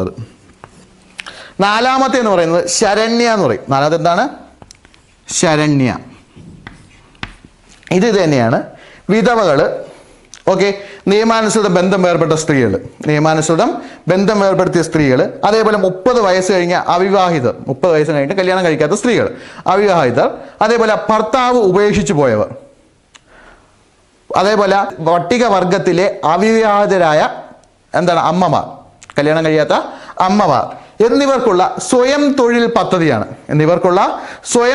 പദ്ധതിയാണ് ഏതെന്ന് പറയുന്നത് ശരണ്യ എന്ന് പറയുന്നത്. അത് ഇങ്ങനെയാണ് പഠിക്കാനുള്ളത്. എന്ന് വെച്ചാൽ കറക്റ്റായിട്ട് പറഞ്ഞു കഴിഞ്ഞാൽ നമ്മൾ എംപ്ലോയ്മെന്റിൽ രജിസ്റ്റർ ചെയ്തിട്ടുള്ള സർട്ടിഫിക്കറ്റ് കൊണ്ട് രജിസ്റ്റർ ചെയ്യൂലേ അപ്പോൾ അതാണ് എംപ്ലോയ്മെന്റിൽ നമ്മൾ സർട്ടിഫിക്കറ്റ് ഒക്കെ രജിസ്റ്റർ ചെയ്തിട്ടുള്ള ആർക്കൊക്കെയാണ് ഈ വിധവകൾക്ക് അതേപോലെ നിയമാനുസൃത ബന്ധം വേർപെട്ടവർ അതേപോലെ 30 വയസ്സ് കഴിഞ്ഞ് 30 വയസ്സ് കഴിഞ്ഞ അവിവാഹിതർ 30 വയസ്സ് കഴിഞ്ഞ് കല്യാണം കഴിയാത്തവർ അതേപോലെ ഭർത്താവ് ഉപേക്ഷിച്ചു പോയവര് പിന്നെ പട്ടികവർഗത്തിലെ അവിവാഹിതരായിട്ടുള്ള അമ്മമാർ ഇത്രയും പേർക്കുള്ള സ്വയം തൊഴിൽ പദ്ധതിയാണ്. ഇത്രയും പേർക്കുള്ള സ്വയം തൊഴിൽ പദ്ധതിയെ വിളിക്കുന്ന പേരാണ് ശരണ്യ എന്ന് പറയും. ഓക്കെ ആണല്ലോ. അപ്പൊ അവിടെ ഓർത്ത് വയ്ക്കുക ഇവിടെ ശരണ്യ എന്ന് പറഞ്ഞു കഴിഞ്ഞാൽ സ്വയം തൊഴിൽ പദ്ധതിയാണ്. സ്വയം തൊഴിൽ പദ്ധതിയാണ് നമ്മൾ എന്ത് വിളിക്കുന്നത് ശരണ്യ എന്ന് പറയുന്നത്. ഓക്കെ ആണല്ലോ. അപ്പൊ എന്തൊക്കെയാണെന്ന് വെച്ചാൽ നിർഭയ സ്ത്രീകൾക്കും കുട്ടികൾക്കെതിരെയുള്ള ലൈംഗിക അതിക്രമം തടയുവാൻ വേണ്ടി ആരംഭിച്ച പദ്ധതിയാണ് ഏതെന്ന് വിളിക്കുന്നത് നിർഭയ എന്ന് പറയുന്നത്. അടുത്ത ഭൂമിക എന്ന് പറയുന്നത് അക്രമങ്ങൾക്കിരയായിട്ടുള്ള സ്ത്രീകൾക്ക് മാനസികവും ശാരീരികവും നിയമപരവുമായ പരിരക്ഷ നൽകുവാൻ ആരംഭിച്ച പദ്ധതിയാണ് ഏത് ഭൂമിക എന്ന് പറയുന്നത്. ഓക്കെ ആണല്ലോ. മംഗല്യ എന്ന് പറയുന്നത് വിധവകൾ വിവാഹബന്ധം വേർപെടുത്തിയവർ ഓക്കെ ആണെന്ന് വെച്ചാൽ വിധവകൾ അതേപോലെ നിയമാനുസൃത വിവാഹബന്ധം വേർപെടുത്തിയവർ ഇവർക്കുള്ള പുനർവിവാഹ ധനസഹായ പദ്ധതിയാണ് ഏതെന്ന് വിളിക്കുന്നത് മംഗല്യ എന്ന് പറയുന്നത്. അപ്പോൾ വിധവകൾക്കും വിവാഹബന്ധം അല്ലെങ്കിൽ ഡൈവേഴ്സ് ആയിട്ടുള്ളവർക്കും വേണ്ടിയുള്ള പുനർവിവാഹ ധനസഹായ പദ്ധതിയാണ് നമ്മൾ എന്ത് വിളിക്കുന്നത് മംഗല്യ എന്ന് പറയുന്നത്. അടുത്ത ശരണ്യ എന്ന് പറഞ്ഞു കഴിഞ്ഞാൽ ഇങ്ങനെ പഠിച്ചോളാം എംപ്ലോയ്മെന്റിൽ രജിസ്റ്റർ ചെയ്തിട്ടുള്ള വിധവകൾ വിവാഹബന്ധം വേർപെടുത്തിയവർ എന്ന് വെച്ചാൽ നിയമാനുസൃതം വിവാഹബന്ധം വേർപെടുത്തിയവർ 30 വയസ്സ് കഴിഞ്ഞിട്ടുള്ള സ്ത്രീകൾ പട്ടികവർഗത്തിൽ വിവാഹബന്ധമില്ലാതെ അല്ലെങ്കിൽ അവിവാഹിതരായിട്ടുള്ള അമ്മമാര് ഇവർക്ക് വേണ്ടിയുള്ള സ്വയം തൊഴിൽ പദ്ധതിയാണ് നമ്മൾ എന്ത് വിളിക്കുന്നത് ശരണ്യ എന്ന് പറയുന്നത്. അവർക്ക് വേണ്ടിയുള്ള സ്വയം തൊഴിൽ പദ്ധതിയാണ് നമ്മൾ എന്ത് വിളിക്കുന്നത് ശരണ്യ എന്ന് പറയുന്നത്. അപ്പൊ ഇത് ഇത്രയാണ് പ്രധാനം പഠിക്കുന്നത്. ലൈംഗിക അതിക്രമം നിർഭയ, അക്രമത്തിനിരയുള്ളവർക്കുള്ള പരിരക്ഷ ഭൂമിക, പുനർവിവാഹ ധനസഹായ പദ്ധതിയാണ് ഏത് മംഗല്യ. ഓക്കെ ആണല്ലോ. സ്വയം തൊഴിലിന് വേണ്ടിയുള്ള പദ്ധതിയാണ് ഏതെന്ന് വിളിക്കുന്നത് ശരണ്യ എന്ന് പറയുന്നത്. സ്വയം തൊഴിലിന് വേണ്ടിയുള്ള പദ്ധതിയാണ് എന്ത് വിളിക്കുന്നത് ശരണ്യ എന്ന് വിളിക്കുന്നത്. ഓക്കെ ആണല്ലോ. ഇനിതാ ബാക്കിയുള്ള ഒരു 6 കൂടെ നമുക്ക് നോക്കാം, പെട്ടെന്ന് നോക്കാം. എന്തൊക്കെയാണ് അടുത്തുള്ളതാണ് പ്രത്യാശ. അടുത്തുള്ളതാണ് പ്രത്യാശ എന്ന് പറയുന്ന ഭാഗം. 5ാമതായിട്ട് പഠിക്കുന്ന പദ്ധതിയാണ് പ്രത്യാശ എന്ന് പറയുന്നത്. എന്താണ് പ്രത്യാശ എന്ന് പറഞ്ഞാൽ പിന്നോക്കാവസ്ഥയിലുള്ള മാതാപിതാക്കളുടെ പെൺകുട്ടികൾക്ക് വിവാഹം നടത്തുന്നതിനുള്ള ധനസഹായം. അപ്പൊ പിന്നോക്കാവസ്ഥയിലുള്ള മാതാപിതാക്കളുടെ പെൺകുട്ടികൾക്ക് വിവാഹം നടത്തുന്നതിന് വേണ്ടിയുള്ള ധനസഹായ പദ്ധതിയാണ് നമ്മൾ എന്ത് വിളിക്കുന്നത് പ്രത്യാശ എന്ന് പറയുന്നത്. അപ്പം പെൺകുട്ടികൾക്കുള്ള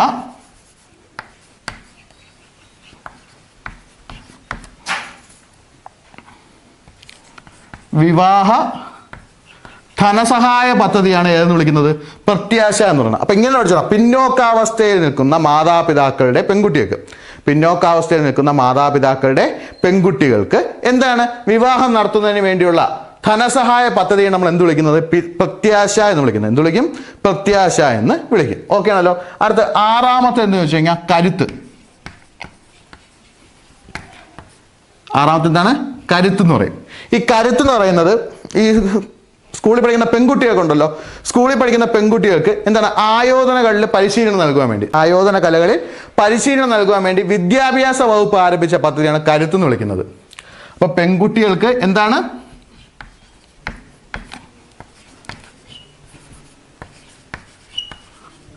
ആയോധന കല,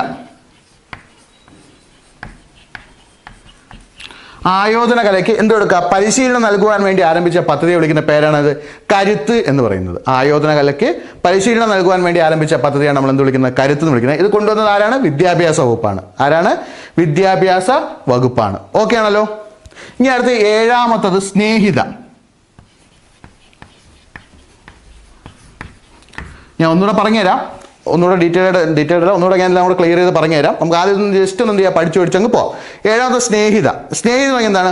അക്രമത്തിനിരയാകുന്ന സ്ത്രീകൾക്കും കുട്ടികൾക്കും ആവശ്യമായ സഹായം നൽകുന്നതിനായി കുടുംബശ്രീ ആരംഭിച്ച പദ്ധതിയാണ് ഏത്? സ്നേഹിത എന്ന് പറയുന്നത്. അപ്പം അക്രമങ്ങൾക്കിരയായ സ്ത്രീകൾക്കും പെൺകുട്ടികൾക്കും, അക്രമങ്ങൾക്കിരയായ സ്ത്രീകൾക്കും പെൺകുട്ടികൾക്കും എന്താണ് ആവശ്യമായ സഹായം നൽകുന്നതിന് വേണ്ടി കുടുംബശ്രീ ആരംഭിച്ച പദ്ധതിയെ വിളിക്കുന്ന പേരാണ് എന്ത്? സ്നേഹിത എന്ന് വിളിക്കും. അക്രമങ്ങൾക്കിരയായ പെൺകുട്ടികൾക്കും സ്ത്രീകൾക്കും എന്താണ് ആവശ്യമായിട്ടുള്ള സഹായം നൽകുന്നതിന് വേണ്ടി കുടുംബശ്രീ ആരംഭിച്ച പദ്ധതിയാണ് നമ്മൾ എന്ത് വിളിക്കുന്നത്? സ്നേഹിത എന്ന് വിളിക്കുന്നത്. അടുത്ത എട്ടാമത്തത് എന്ന് പറയുന്നത് അഭയകിരണം.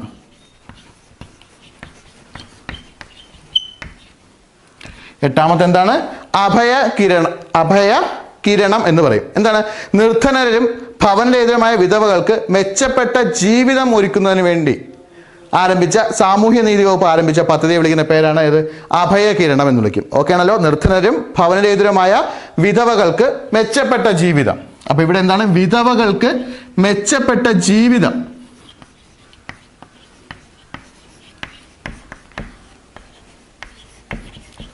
മെച്ചപ്പെട്ട ജീവിതം നൽകുന്നതിന് വേണ്ടി ആരംഭിച്ച പദ്ധതിയാണ്, അല്ലെങ്കിൽ സാമൂഹ്യ നീതി വകുപ്പ് ആരംഭിച്ച പദ്ധതിയെ വിളിക്കുന്ന പേരാണ് ഇത് അഭയകിരണം എന്ന് പറയുന്നത്. ഓക്കെ ആണല്ലോ. അടുത്ത് ഒൻപതാമത്തെ എന്ന് പറഞ്ഞാൽ സഹായഹസ്തം. ഒൻപതാമത്തെ ഏതാണ്? സഹായഹസ്തം.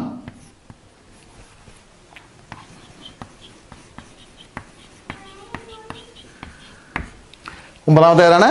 സഹായഹസ്തം. ഓക്കെ ആണല്ലോ. നിരാലംബരായ വിധവകൾക്ക് സ്വയം തൊഴിൽ കണ്ടെത്തുന്നതിനായുള്ള ധനസഹായ പദ്ധതിയെ വിളിക്കുന്ന പേരാണ് എന്തോന്ന്? സഹായ ഹസ്തം എന്ന് വിളിക്കും. നിരാലംബരായ വിധവകൾക്ക് എന്താണ്? സ്വയം തൊഴിൽ കണ്ടെത്തുന്നതിന് വേണ്ടിയുള്ള ധനസഹായ പദ്ധതിയെ വിളിക്കുന്ന പേരാണ് ഇത് സഹായ ഹസ്തം എന്ന് വിളിക്കും. എന്ത് വിളിക്കും? സഹായ ഹസ്തം എന്ന് വിളിക്കും. അപ്പൊ ഇവിടെ എന്താണ്? സ്വയം തൊഴിൽ കണ്ടെത്തുന്നതിന് വേണ്ടിയുള്ള ധനസഹായ പദ്ധതിയാണ്.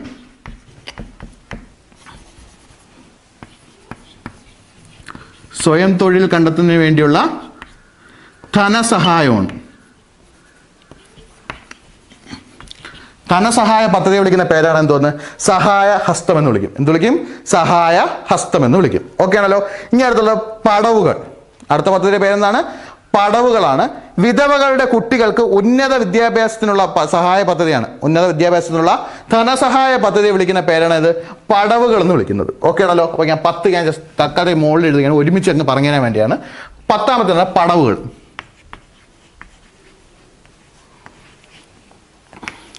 എന്താണ്? വിധവകളുടെ കുട്ടികൾക്കുള്ള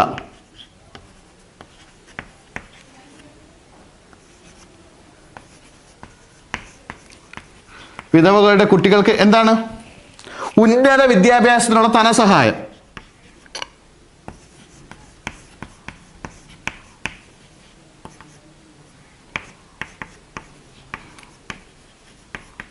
ഉന്നത വിദ്യാഭ്യാസത്തിന് വേണ്ടിയുള്ള ധനസഹായ പദ്ധതി എന്ന് വിളിക്കുന്ന പേരാണ് എന്തോന്ന്? പടവുകൾ എന്ന് വിളിക്കും. എന്ത് വിളിക്കും? പടവുകൾ എന്ന് വിളിക്കും. അപ്പൊ എന്താ പറഞ്ഞത്? വിധവകളുടെ കുട്ടികൾക്കുള്ള ഉന്നത വിദ്യാഭ്യാസത്തിന് വേണ്ടിയുള്ള എന്താണ്? ധനസഹായ പദ്ധതി വിളിക്കുന്ന പേരാണ് ഇത് പടവുകൾ എന്ന് വിളിക്കും. ഓക്കെ ആണല്ലോ. അപ്പോൾ 10 ആയിട്ടുണ്ട്. ഇതാ ഒരെണ്ണം കൂടെ നമ്മൾ പഠിച്ചു വെക്കാം. 11ാമത്തെ പദ്ധതി ഉജ്ജ്വല. ഉജ്ജ്വല ഡീറ്റെയിൽഡ് നമുക്ക് ജസ്റ്റ് ഒന്ന് കേട്ടിരുന്നാൽ മാത്രം മതി. എന്ന് വെച്ചാൽ സ്ത്രീ കടത്തലിന് ഇരയായിട്ടുള്ളവർക്ക് പുനരധിവാസത്തിനും പിന്നെന്താണ് അവർക്ക് വേണ്ടിയുള്ള സഹായങ്ങൾക്കും അതേപോലെ സ്ത്രീ കടത്തലിന് എതിരെയും വേണ്ടിയുള്ള സ്കീമിനെയാണ് നമ്മൾ എന്ത് വിളിക്കുന്ന ഉജ്ജ്വല എന്ന് വിളിക്കുന്നത്. അപ്പോൾ അവിടെ പ്രധാനമായിട്ട് നമ്മൾ എടുത്തു പഠിക്കേണ്ട പോയിന്റ് ഉണ്ടെങ്കിൽ സ്ത്രീ കടത്തലിന് എതിരെയുള്ള അല്ലെങ്കിൽ സ്ത്രീ കടത്തലിന് ഇരയായിട്ടുള്ള സ്ത്രീകൾക്ക് അവരെ സഹായിക്കാൻ വേണ്ടി ആരംഭിച്ച പദ്ധതി വിളിക്കുന്ന പേരാണ് ഇത് ഉജ്ജ്വല എന്ന് പറയുന്നത്. അവരെ സഹായിക്കാൻ വേണ്ടി ആരംഭിച്ച പദ്ധതിയാണ് എന്ന് വിളിക്കുന്നത് ഉജ്ജ്വല എന്ന് പറയുന്നത്. ഓക്കെ ആണല്ലോ. അപ്പോൾ ഞാൻ ജസ്റ്റ് ഇതെല്ലാം കൂടെ ഒന്നുകൂടെ ഞാൻ പറഞ്ഞു തരാൻ പോവുകയാണ്, നോക്കിക്കോണം. അപ്പോൾ ഇവിടെ 11 സ്കീം ഞാൻ ഒന്നുകൂടെ പറഞ്ഞു തരാൻ പോവുകയാണ്, ക്ലിയർ ചെയ്ത് നോക്കിക്കോളുക. ഒരു 5ാമത്തെ സ്പീഡ് കൂട്ടിയാണ് പറഞ്ഞിട്ടുള്ളത്. കാരണം നമുക്കൊന്ന് എഴുതിയിട്ടതിന് ശേഷം ഒന്നുകൂടെ ഞാൻ ക്ലിയർ ചെയ്ത് 2-3 റൗണ്ട് പറഞ്ഞെന്ന് മനസ്സിലാക്കിയിട്ടേ ഞാൻ എന്ത് ചെയ്യുന്നുള്ളൂ, വീഡിയോ നിർത്തത്തുള്ളൂ. അപ്പോൾ അത് നമുക്ക് ക്ലിയർ ചെയ്ത് പഠിച്ചിട്ട് തന്നെ പോകാം. ഇച്ചിരി പേരുകൾ അങ്ങോട്ടും ഇങ്ങോട്ട് മാറിപ്പോകുന്ന കുറേ കാര്യങ്ങളുണ്ട്. അതുകൊണ്ടാണ് ഞാൻ ആദ്യം എന്ത് ചെയ്തത് അങ്ങ് എഴുതിയിട്ടത്, അല്ലെങ്കിൽ ഞാൻ എനിക്കും തെറ്റിപ്പോവും. ഓക്കെ ആണല്ലോ. ഞാൻ നോട്ട് എഴുതി വെച്ച് പഠിച്ചുകൊണ്ടിരിക്കുന്നതേ ഉള്ളൂ. ഞാനിപ്പോൾ ഇതിന് വേണ്ടി ഫ്രഷ് ആയിട്ട് എഴുതിയ എന്താണ് പഠിക്കാൻ വേണ്ടി എഴുതിയതാണ്. അത് നിങ്ങൾക്ക് കൂടെ ഞാൻ ജസ്റ്റ് ഒന്ന് എന്ത് ചെയ്യുന്നുള്ളൂ, ഷെയർ ചെയ്യുന്നതേ ഉള്ളൂ. അപ്പോൾ എന്താ നമുക്ക് ഒന്നുകൂടെ ഇതെല്ലാം 11 സ്കീമും നമ്മൾ ക്ലിയർ ചെയ്ത് എന്ത് ചെയ്യാം, പഠിക്കാം. അതിൽ ഒന്നാമത്തെ സ്കീം ഏതാണ്, പദ്ധതിയിൽ ഏതാണ്? ഒന്നാമത്താണ് നിർഭയ. നിർഭയ എന്ന് പറഞ്ഞാൽ എന്താണ്, ലൈംഗികാതിക്രമത്തിനെതിരെയുള്ള അല്ലെങ്കിൽ എന്താണ് സ്ത്രീകൾക്കും കുട്ടികൾക്കെതിരെയുള്ള ലൈംഗികാതിക്രമം തടയുവാൻ വേണ്ടി ആരംഭിച്ച പദ്ധതി വിളിക്കുന്ന പേരാണ് എന്താ, നിർഭയ എന്ന് വിളിക്കുന്നത്. ഓക്കെയാണോ? സ്ത്രീകൾക്കും കുട്ടികൾക്കെതിരെയുള്ള ലൈംഗികാതിക്രമം തടയുവാൻ വേണ്ടി ആരംഭിച്ച പദ്ധതി വിളിക്കുന്ന പേരാണ് എന്തോന്ന്, നിർഭയ എന്ന് വിളിക്കുന്നത്. ഓക്കെ ആണല്ലോ. അടുത്ത് ഭൂമിക എന്ന് പറഞ്ഞു കഴിഞ്ഞാൽ എന്താണ്, അക്രമങ്ങൾക്ക് ഇരയായിട്ടുള്ള എന്താണ്, അക്രമങ്ങൾക്ക് ഇരയാക്കുന്ന സ്ത്രീകൾ കുട്ടികൾക്ക് ഓക്കെ ആണല്ലോ ശാരീരികവും മാനസികവും നിയമപരവുമായ പരിരക്ഷ നൽകുന്നതിന് വേണ്ടി ആരംഭിച്ച പദ്ധതിയെ വിളിക്കുന്ന പേരാണ് എന്തത്, ഭൂമിക എന്ന് പറയും. ഓക്കെ ആണല്ലോ. അപ്പൊ എന്താണ് ഭൂമിക എന്ന് പറഞ്ഞു കഴിഞ്ഞാൽ, അക്രമത്തിന് ഇരയാകുന്ന സ്ത്രീകൾ കുട്ടികൾ, സ്ത്രീകളും കുട്ടികൾക്കും ശാരീരികവും മാനസികവും നിയമപരവുമായ പരിരക്ഷ നൽകുവാൻ വേണ്ടി ആരംഭിച്ച പദ്ധതിയെ വിളിക്കുന്ന പേരാണത് ഭൂമിക എന്ന് പറയുന്നത്. ഞാൻ ഒരു കാര്യമാണ്, പരീക്ഷ എഴുതാൻ നേരത്തെ നമ്മൾ മൊത്തം കാണാതെ പഠിക്കണം ഞാൻ പറയില്ല. പക്ഷെ നമുക്കത് കേൾക്കുമ്പോൾ എന്ത് ചെയ്യണം, മൈൻഡിൽ കിട്ടണം. പ്രധാനപ്പെട്ട പോയിന്റ് വാക്കുകൾ എന്ത് ചെയ്യുക, ഓർത്ത് വയ്ക്കുക. അക്രമക്കിരയുള്ള സ്ത്രീകൾക്കുള്ള പരിരക്ഷയാണ്. ഓക്കെ ആണല്ലോ. അതിൽ മാനസികവും ശാരീരികവും പിന്നെന്താണ് നിയമപരവുമായിട്ടുള്ള പരിരക്ഷ എന്നുള്ളത് ജസ്റ്റ് എന്ത് ചെയ്യുക, കേൾക്കുമ്പോൾ ഒന്ന് മൈൻഡിൽ എന്ത് ചെയ്താൽ മതി, ക്ലിക്ക് ചെയ്താൽ മതി. ബാക്കി ഇത് കറക്റ്റ്. അക്രമങ്ങൾക്ക് ഇരയായുള്ള സ്ത്രീകൾക്കുള്ള പരിരക്ഷ, അക്രമങ്ങൾക്ക് ഇരയായുള്ള സ്ത്രീകൾക്കുള്ള പരിരക്ഷ ഞാൻ അത്രയും മാത്രമേ പഠിച്ചുള്ളൂ. അത് വെച്ചിട്ടാണ് ഞാൻ ബാക്കി എന്ത് ചെയ്ത് കണക്ട് ചെയ്ത് അങ്ങനെ എന്ത് ചെയ്യുന്ന ആൻസറുകൾ കണ്ടെത്തുന്നത്. അതായിരിക്കും നല്ല. അല്ല നമുക്ക് മൊത്തത്തിൽ പഠിക്കാൻ തുടങ്ങിയാൽ ഒരുപാട് ടൈം എടുക്കും. മൊത്തത്തിൽ പഠിക്കാൻ തുടങ്ങിയാൽ ഇതിൻ്റെയൊക്കെ കറക്റ്റ് സ്കീമിൽ എടുത്തു കഴിഞ്ഞാൽ ഡീറ്റെയിൽഡ് ആയിട്ട് കുറേ പാരഗ്രാഫായിട്ടൊക്കെയാണ് പറയുന്നത്. അത് നമുക്ക് ആവശ്യമുള്ള കാര്യങ്ങൾ മാത്രം ജസ്റ്റ് എന്ത് ചെയ്യുക, പോയിന്റ് ഔട്ട് ചെയ്യുക. പോയിന്റ് ഔട്ട് ചെയ്തിട്ട് നമുക്ക് പരീക്ഷയ്ക്ക് ആവശ്യം എന്താണ്, ഇത് ഡീറ്റെയിൽ ആയിട്ട് എഴുതാൻ നമ്മുടെ അടുത്ത് ഒരിക്കലും പറയില്ല. ഇപ്പോൾ ഉദാഹരണത്തിന് ചോദിക്കുന്നത് എന്താണ്, ലൈംഗിക അതിക്രമത്തിനെതിരെയുള്ള കേരള സർക്കാർ പദ്ധതി ഏത്, സ്ത്രീകൾക്കും കുട്ടികൾക്കെതിരെയുള്ള ലൈംഗിക അതിക്രമത്തിനെതിരെയുള്ള പദ്ധതി ഏതാണ്, നിർഭയ. അവിടെ അത് മാത്രം കേൾക്കുമ്പോൾ നമുക്ക് മൈൻഡിൽ എന്ത് ചെയ്താൽ മതി, ആ പദ്ധതി ഒന്ന് നോട്ട് ഔട്ട് ചെയ്താൽ മതി, അല്ലെങ്കിൽ നമുക്ക് കിട്ടിയാൽ മാത്രം മതി. ഓക്കെ. അപ്പോൾ നമുക്ക് കാര്യത്തിലൂടെ വരാം. ഒന്നുകൂടെ ഞാൻ പറയുന്നത് നിർഭയ. ഓക്കെ ആണല്ലോ. സ്ത്രീകൾക്കും കുട്ടികൾക്കെതിരെയുള്ള ലൈംഗിക അതിക്രമം തടയുന്നതിന് വേണ്ടി ആരംഭിച്ച പദ്ധതിയാണ് നമ്മൾ എന്ത് വിളിക്കുന്നത്, നിർഭയ എന്ന് വിളിക്കുന്നത്. അടുത്ത രണ്ടാമത്തെ പദ്ധതി വിളിക്കുന്ന പേരെന്താണ്, ഭൂമിക. അപ്പോൾ ഇത് പഠിച്ചേ, ഒന്നാമത്തെ നമ്മൾ പഠിച്ചു. അത് രണ്ടാമത്തെ ഭൂമിക. ഓക്കെ. അക്രമങ്ങൾക്കിരയായ സ്ത്രീകൾക്കും കുട്ടികൾക്കും, അക്രമങ്ങൾക്കിരയായ സ്ത്രീകൾക്കും കുട്ടികൾക്കും എന്താണ്, നിയമപരവും മാനസികവും ആരോഗ്യപരവുമായ പരിരക്ഷ നൽകുന്നതിന് വേണ്ടി ആരംഭിച്ച പദ്ധതിയാണ് ഏതെന്ന് വിളിക്കുന്നത്, ഭൂമിക എന്ന് വിളിക്കുന്നത്. അപ്പോൾ ഒന്നുകൂടെ പറയാണ്, അക്രമങ്ങൾക്കിരയായ സ്ത്രീകൾക്കും കുട്ടികൾക്കും. നിർഭയ നമുക്കിപ്പോൾ എല്ലാവർക്കും ഒരു ഇത് അറിയാനുള്ളതായിരിക്കും.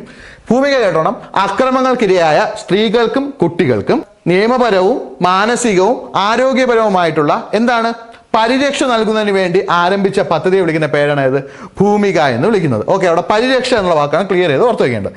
അടുത്ത മംഗല്യ എന്ന് പറയുന്നത് വിധവകൾ വിവാഹബന്ധം വേർപെടുത്തിയവർക്കുള്ള എന്താണ്, പുനർവിവാഹ ധനസഹായ പദ്ധതിയാണ്. പുനർവിവാഹ ധനസഹായ പദ്ധതിയാണ് നമ്മൾ എന്ത് വിളിക്കുന്നത്, മംഗല്യ എന്ന് വിളിക്കുന്നത്.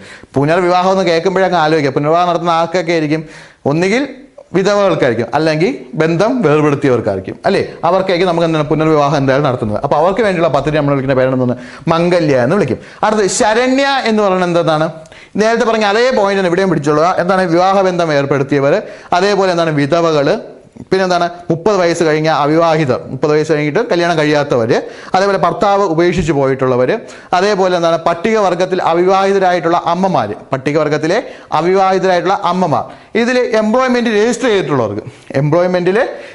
ചെയ്തിട്ടുള്ളവർക്ക് എന്താണ് സ്വയം തൊഴിൽ നൽകുന്നതിന് വേണ്ടിയുള്ള പദ്ധതിയാണ്, അല്ലെങ്കിൽ സ്വയം തൊഴിൽ പദ്ധതിയെ വിളിക്കുന്ന പേരാണ് ഇത് ശരണ്യ എന്ന് പറയും. ഓക്കെ ആണല്ലോ. അപ്പൊ അവിടെ ഓർത്തിരിക്കുക, വിധവകൾക്കും വിവാഹബന്ധം വേർപെടുത്തിയവർക്കുള്ള സ്വയം തൊഴിൽ പദ്ധതി, അതിനെ വിളിക്കുന്ന പേരാണ് എന്തോന്ന്? ശരണ്യ എന്ന് വിളിക്കും. നമ്മൾ എന്ത് വിളിക്കും?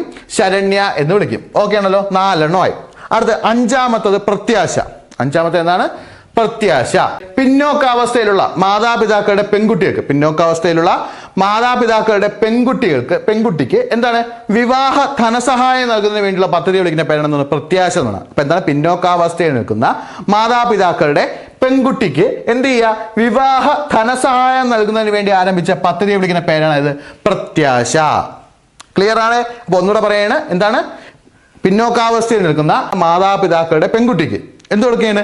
വിവാഹ ധനസഹായം നൽകുന്നതിന് വേണ്ടിയുള്ള പദ്ധതിയെ വിളിക്കുന്ന പേരാണ് ഇത് പ്രത്യാശ എന്ന് വിളിക്കും. എന്ത് വിളിക്കും? പ്രത്യാശ എന്ന് വിളിക്കും. 6-മത്തെ കരുത്ത് ആ വാക്കിൽ കൂടെ തന്നെ അങ്ങ് പഠിച്ചത്. ഓക്കെ ആണല്ലോ. എന്താണ്?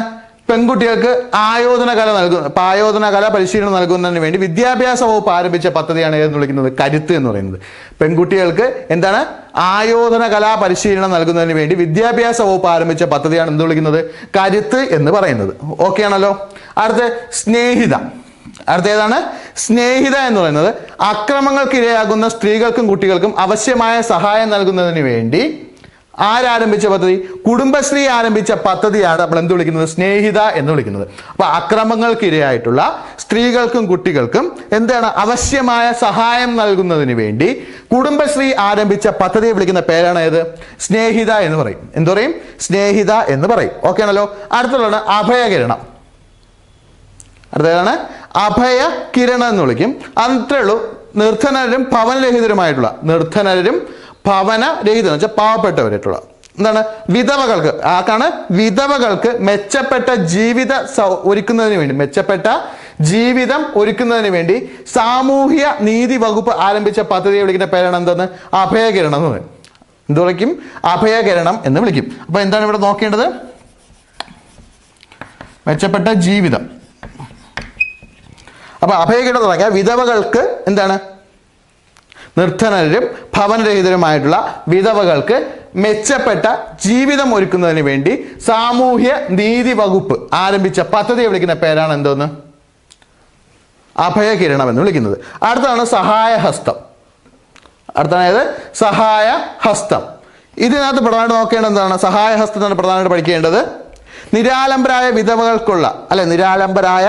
വിധവകൾക്കുള്ള സ്വയം തൊഴിൽ കണ്ടെത്തുന്നതിന് വേണ്ടി ധനസഹായം നൽകുന്ന പദ്ധതിയാണ് നമ്മൾ എന്ത് വിളിക്കുന്നത്? സഹായഹസ്തം എന്ന് വിളിക്കുന്നത്. അപ്പോൾ സ്വയം തൊഴിലിന് വേണ്ടിയുള്ള ധനസഹായമാണ് ഇതിനകത്ത് നൽകുന്നത്. ആർക്കാണ്? നിരാലംബരായിട്ടുള്ള വിധവകൾക്ക് സ്വയം തൊഴിൽ കണ്ടെത്തുന്നതിനായി വേണ്ടിയുള്ള ധനസഹായ പദ്ധതിയെ വിളിക്കുന്ന പേരാണ് ഇത് സഹായഹസ്തം എന്ന് വിളിക്കും. ഓക്കെ ആണല്ലോ. അടുത്ത 10-മത്തെ എന്താണ്? പടവുകൾ. 10-മത് എന്താണ്? പടവുകളാണ്. വിധവകളുടെ കുട്ടികൾക്ക് ഉന്നത വിദ്യാഭ്യാസത്തിന് വേണ്ടിയുള്ള ധനസഹായം നൽകുന്നതിന് പദ്ധതിയാണ് നമ്മൾ എന്ത് വിളിക്കുന്നത്? പടവുകൾ എന്ന് വിളിക്കുന്നത്. വിധവകളുടെ കുട്ടികൾക്ക് ഉന്നത വിദ്യാഭ്യാസത്തിന് വേണ്ടിയുള്ള ധനസഹായ പദ്ധതിയാണ് നമ്മൾ എന്ത് വിളിക്കുന്നത്? പടവുകൾ എന്ന് വിളിക്കുന്നത്. ഓക്കെ ആണല്ലോ. അടുത്ത 11 ഉജ്ജ്വല എന്ന് വെച്ചാൽ സ്ത്രീ കടത്തലിനെതിരെ അല്ലെങ്കിൽ സ്ത്രീ കടത്തലിലെ ഇരയായിട്ടുള്ളവർക്ക് പുനരധിവാസവും സാമ്പത്തികവുമായ സഹായം നൽകുന്നതിന് വേണ്ടിയുള്ള പദ്ധതിയെ വിളിക്കുന്ന പേരാണ് ഇത് ഉജ്ജ്വല എന്ന് പറയുന്നത്. സാമ്പത്തികം അത് വേണ്ട, നമുക്ക് പ്രധാനമായിട്ട് നോക്കേണ്ടത് അവരുടെ പുനരധിവാസമാണ് ഏറ്റവും ഇമ്പോർട്ടൻറ്റ്. ആയിട്ട് വരുന്നത്. ഓക്കെ ആണല്ലോ. അപ്പോൾ ഉജ്ജ്വല എന്ന് പറഞ്ഞാൽ സ്ത്രീ കടത്തലിന് ഇരയായിട്ടുള്ള അവർക്ക് എന്താണ്? പുനരധിവാസത്തിനും അതേപോലെ സ്ത്രീ കടത്തലിന് എതിരെയും വേണ്ടി സ്ത്രീ കടത്തലിനെതിരെ നിൽക്കുന്ന ഒരു സ്കീമാണ്. അവർക്ക് വേണ്ടിയുള്ള ഒരു പദ്ധതിയാണ് നമ്മൾ എന്ത് വിളിക്കുന്നത്? ഉജ്ജ്വല എന്ന് വിളിക്കുന്നത്. എന്ത് വിളിക്കും? ഉജ്ജ്വല എന്ന് വിളിക്കുന്നത്. ഓക്കെ ആണല്ലോ. അപ്പോൾ 11 സ്കീം നമ്മളിവിടെ ക്ലിയർ ചെയ്ത് കഴിഞ്ഞു. അപ്പോൾ ഓക്കെ ആണല്ലോ. അപ്പോൾ നമ്മൾ ഒന്നുകൂടെ ഞാൻ പറഞ്ഞ് എന്ത് ചെയ്യാൻ പോയിട്ട് നിർത്താൻ പോയിട്ട് 2-3 റൗണ്ട് പറയാൻ കാരണം ഇച്ചിരി പാടാണ് മൈൻഡിൽ കയറാൻ. അതുകൊണ്ടാണെങ്കിൽ ഓരോന്നായിട്ട് എന്ത് ചെയ്യും? വീണ്ടും ഇങ്ങനെ പറഞ്ഞുകൊണ്ടേയിരിക്കുന്നത്. ഓക്കെ ആണല്ലോ. അതുപോലെ 1-മത്തെ നിർഭയ എന്ന് പറഞ്ഞാൽ എന്താണ്? സ്ത്രീകൾക്കും കുട്ടികൾക്കെതിരെയുള്ള ലൈംഗിക അതിക്രമം തടയുവാൻ വേണ്ടി ആരംഭിച്ച പദ്ധതി നിർഭയ. ഓക്കെ ആണല്ലോ. ഇമ്പോർട്ടൻ്റ് പോയിന്റുകൾ മാത്രം നോട്ട് ചെയ്ത് എന്ത് ചെയ്താൽ മതി? പഠിച്ചാൽ മതി, പറഞ്ഞാൽ മതി. കൂടെ അങ്ങ് പറഞ്ഞു വന്നോണം, എങ്കിൽ മാത്രമേ എന്ത് ചെയ്യുള്ളൂ, ക്ലിയർ ആവുള്ളൂ. അടുത്ത ഭൂമിക എന്താണ്? അക്രമങ്ങൾക്കിരയായ സ്ത്രീകൾക്കും കുട്ടികൾക്കുള്ള പരിരക്ഷ. അക്രമങ്ങൾക്കെതിരെയുള്ള സ്ത്രീകൾക്കും കുട്ടികൾക്കുള്ള പരിരക്ഷ. അവിടെ ആ പരിരക്ഷ എന്ന വാക്കാണ് പ്രധാനമായിട്ട് എടുത്ത് പഠിക്കേണ്ടത്. എന്താണ്? പ്രധാനമായിട്ട് ആരോഗ്യപരമായിട്ടായാലും മാനസികപരമായിട്ടായാലും ഉള്ള പരിരക്ഷ അത് നൽകുന്നതിന് വേണ്ടിയുള്ള പദ്ധതി നമ്മൾ എന്ത് വിളിക്കുന്നത്? ഭൂമിക എന്ന് വിളിക്കുന്നത്. അടുത്ത മംഗല്യ എന്ന് പറയുന്നത് എന്താണ്? വിധവകൾക്കുള്ള പുനർവിവാഹ ധനസഹായ പദ്ധതി. വിധവകൾക്കുള്ള പുനർവിവാഹ ധനസഹായ പദ്ധതി. വിധവകൾക്കും വിവാഹബന്ധം വേർപെടുത്തിയവർക്കുമുള്ള പുനർവിവാഹ ധനസഹായ പദ്ധതി വിളിക്കുന്ന പേരാണ് ഇത് മംഗല്യ എന്ന് വിളിക്കും.